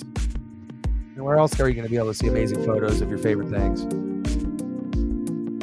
I love the Pacific Northwest history, you know. It's like a history lesson for me, but I'm actually paying attention. I'm like, ooh, Seahawks, cool. Black and white photos, cool. Nothing cooler than a black and white photo. Yeah, Broncos. We're good. 11 sack lunches. O-Dog believed in us, and we all didn't know if Devin Witherspoon was going to pan out, but he did, and we love it. 11 sack lunches, 2 picks, a pick 6. Most sacks in a single game in the NFL this season, Seahawks. And they don't even have a D-line yet. Imagine when they have a D-line. What's that going to be, 15? Maybe. And it's always better when you can hit on players on defense. When you miss on offense, it's like forgivable, but on defense, it's unforgivable because it's like you invested so much in this position, and it's like you could have gotten an offensive thing that was more for sure, and sometimes you have to take a risk because, you know, defense takes a lot of heart and a lot of guts, and it's a lot harder to be a defender than it is an offensive player in any sport because you mentally have to prepare yourself not to be the man. You just have to be able to be the grinder. You have to be the guy that wants to wake up when others don't want to wake up. You got to be the leader, and you got to work harder than everyone else. It's a lot easier to be able to dribble a ball rather than stop someone that's dribbling the ball, or vice versa, guarding someone. And some puka, please. Yeah, we can do that. Just for hanging those good old Seahawk photos. It's like, here's some nuggy money, some nuggets, some fries. Bang, bang, bang, bang. Thank you so much. $5 hara. Going to my fries and drinking nuggies fund. All of the nuggets. The Denver Nuggets with all the sauces. So I gotta be able to give you guys the best. I mean, if you're going to other channels and, you know, it's just them on the screen, you know, you come here, you get to, you know, look at this ugly mug for a little, and then you get to look at stuff much better than my face.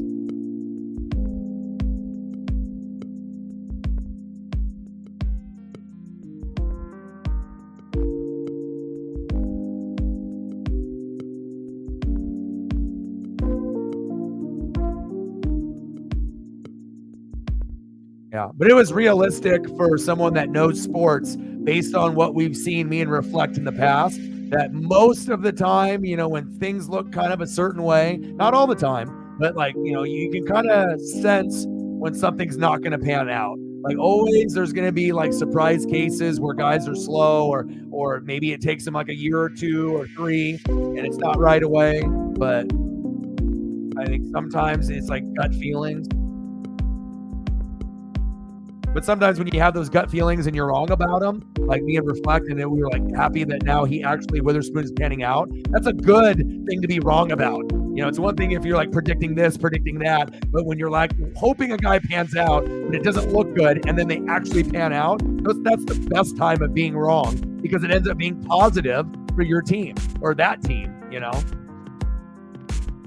Do you understand? Oh, yeah.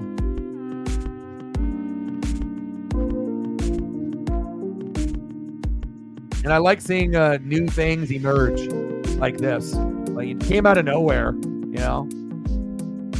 That's Sean McVay for you. So if you weren't a believer of Sean McVay, you should be now, because if he can make Cooper Kupp the Cooper Kupp, and then he can just bring in a 5th rounder from BYU named Puka and make him like the number 1 receiver in the NFL, that's not just Puka. That's also Sean McVay setting him up. And then, you know, them getting him the ball and giving him opportunities, you know? So that it's not just him as an athlete. He has to be able to get the looks from the coach. And then the coach has to be able to believe that he can take a play further than another guy. And that's what they're getting. It's good.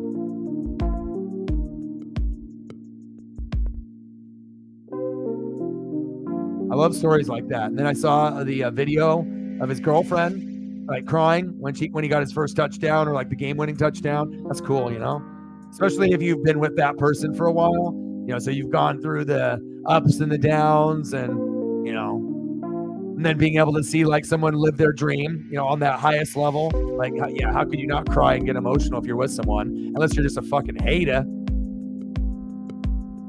Gotta be happy for people.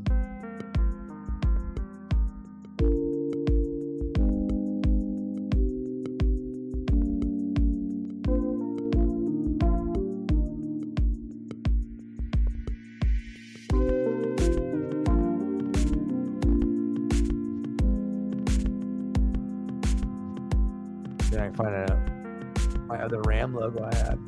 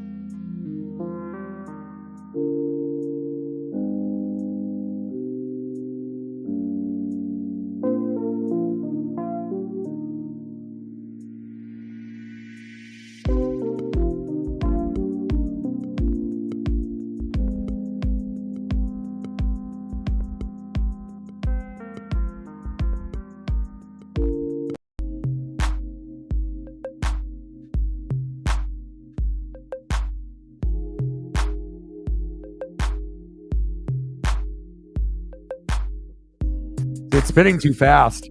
Like, I think it's going like full board.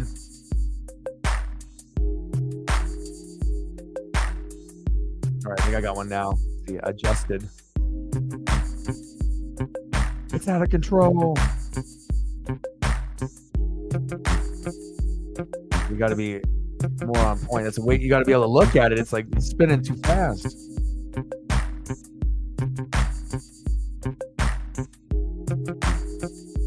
And that one's too little. A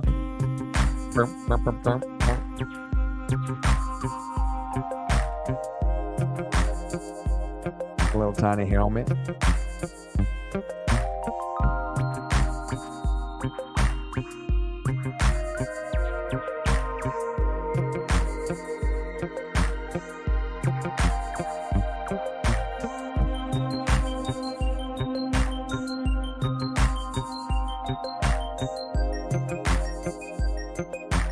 Puka, kind of good.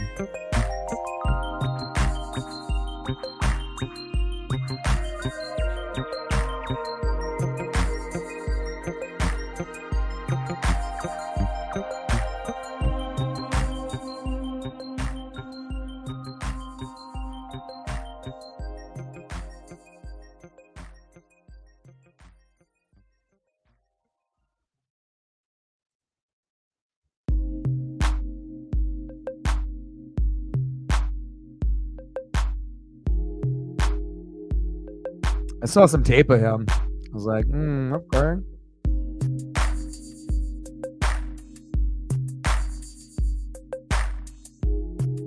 I know, that's why I had to take it off. Like, it's going way too much.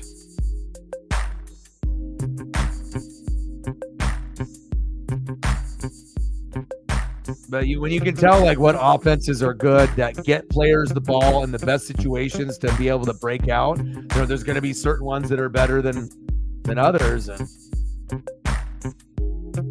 it's crazy to be able to see that kind of development. But it shows you like he still got it. Like McVay was thinking about like retiring and whatnot, and he can go into TV, but it's like if he can get the right pieces around him, like he could win a Super Bowl at some point.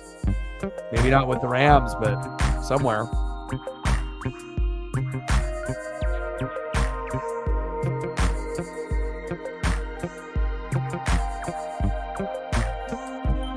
Oh, I got something cool. Let's see.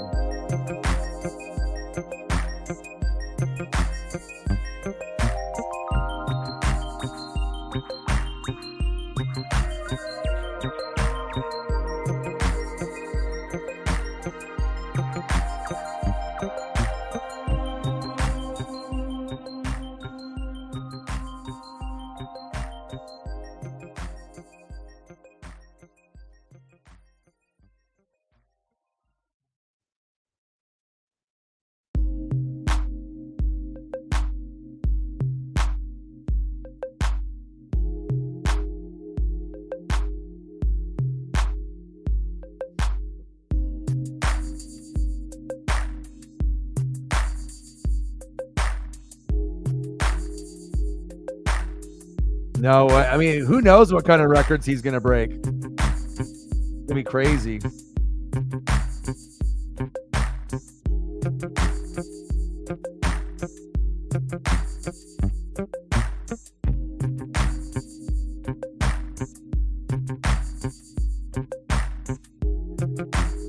if I can find something old school. I don't know, Paisley's going to need me here in a second. See if we can find us a couple other cool. I like being able to showcase like the new things, Can't take that for granted.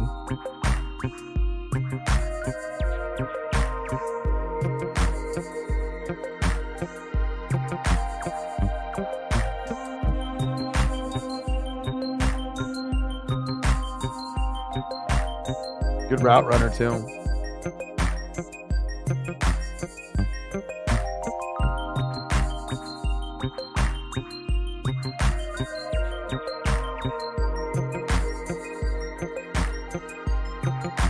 If I can find a close-up.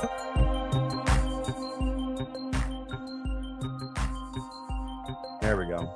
This is a cool one. So that way you can actually kind of see them. It's cool when they have like the very, zoom photography. So then you're like running a route and then boom, like right here. You're like, oh, okay. You got kind of like a Troy Polamalu vibe.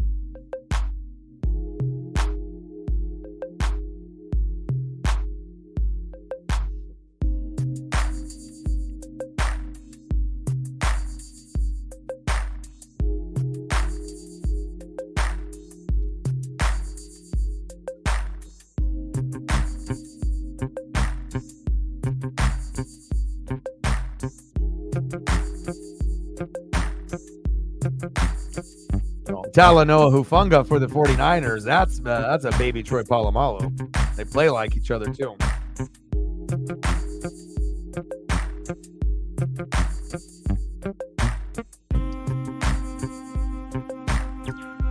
Anything else that you guys want to be able to see? Let me know. I got you. Otherwise, I'll go eat dinner. I gotta walk my dog again, so I'm trying to do a lot if I can. So we'll scroll through some of these photos here, and then anything else that you guys want, you let me know, and then maybe we will call it.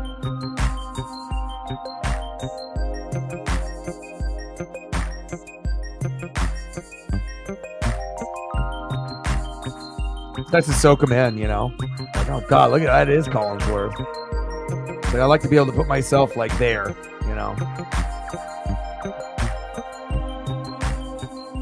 Cool. Especially when it was like one of the best of all time. Like regardless if, there was other guys that came after like Jerry Rice, it's cool still. It's like, you did it, man. Like, you took them into places that at least got some notoriety, and then it definitely made the championship and things, feel more special when you go through the tough times and then have some good players. And that's how it's going to feel for us Mariner fans, having Griffey and Randy and Edgar and Ichiro, and then finally winning it all. And then getting 11 sack lunch, 2 picks, and a pick 6 with Devin with us. Boom, baby.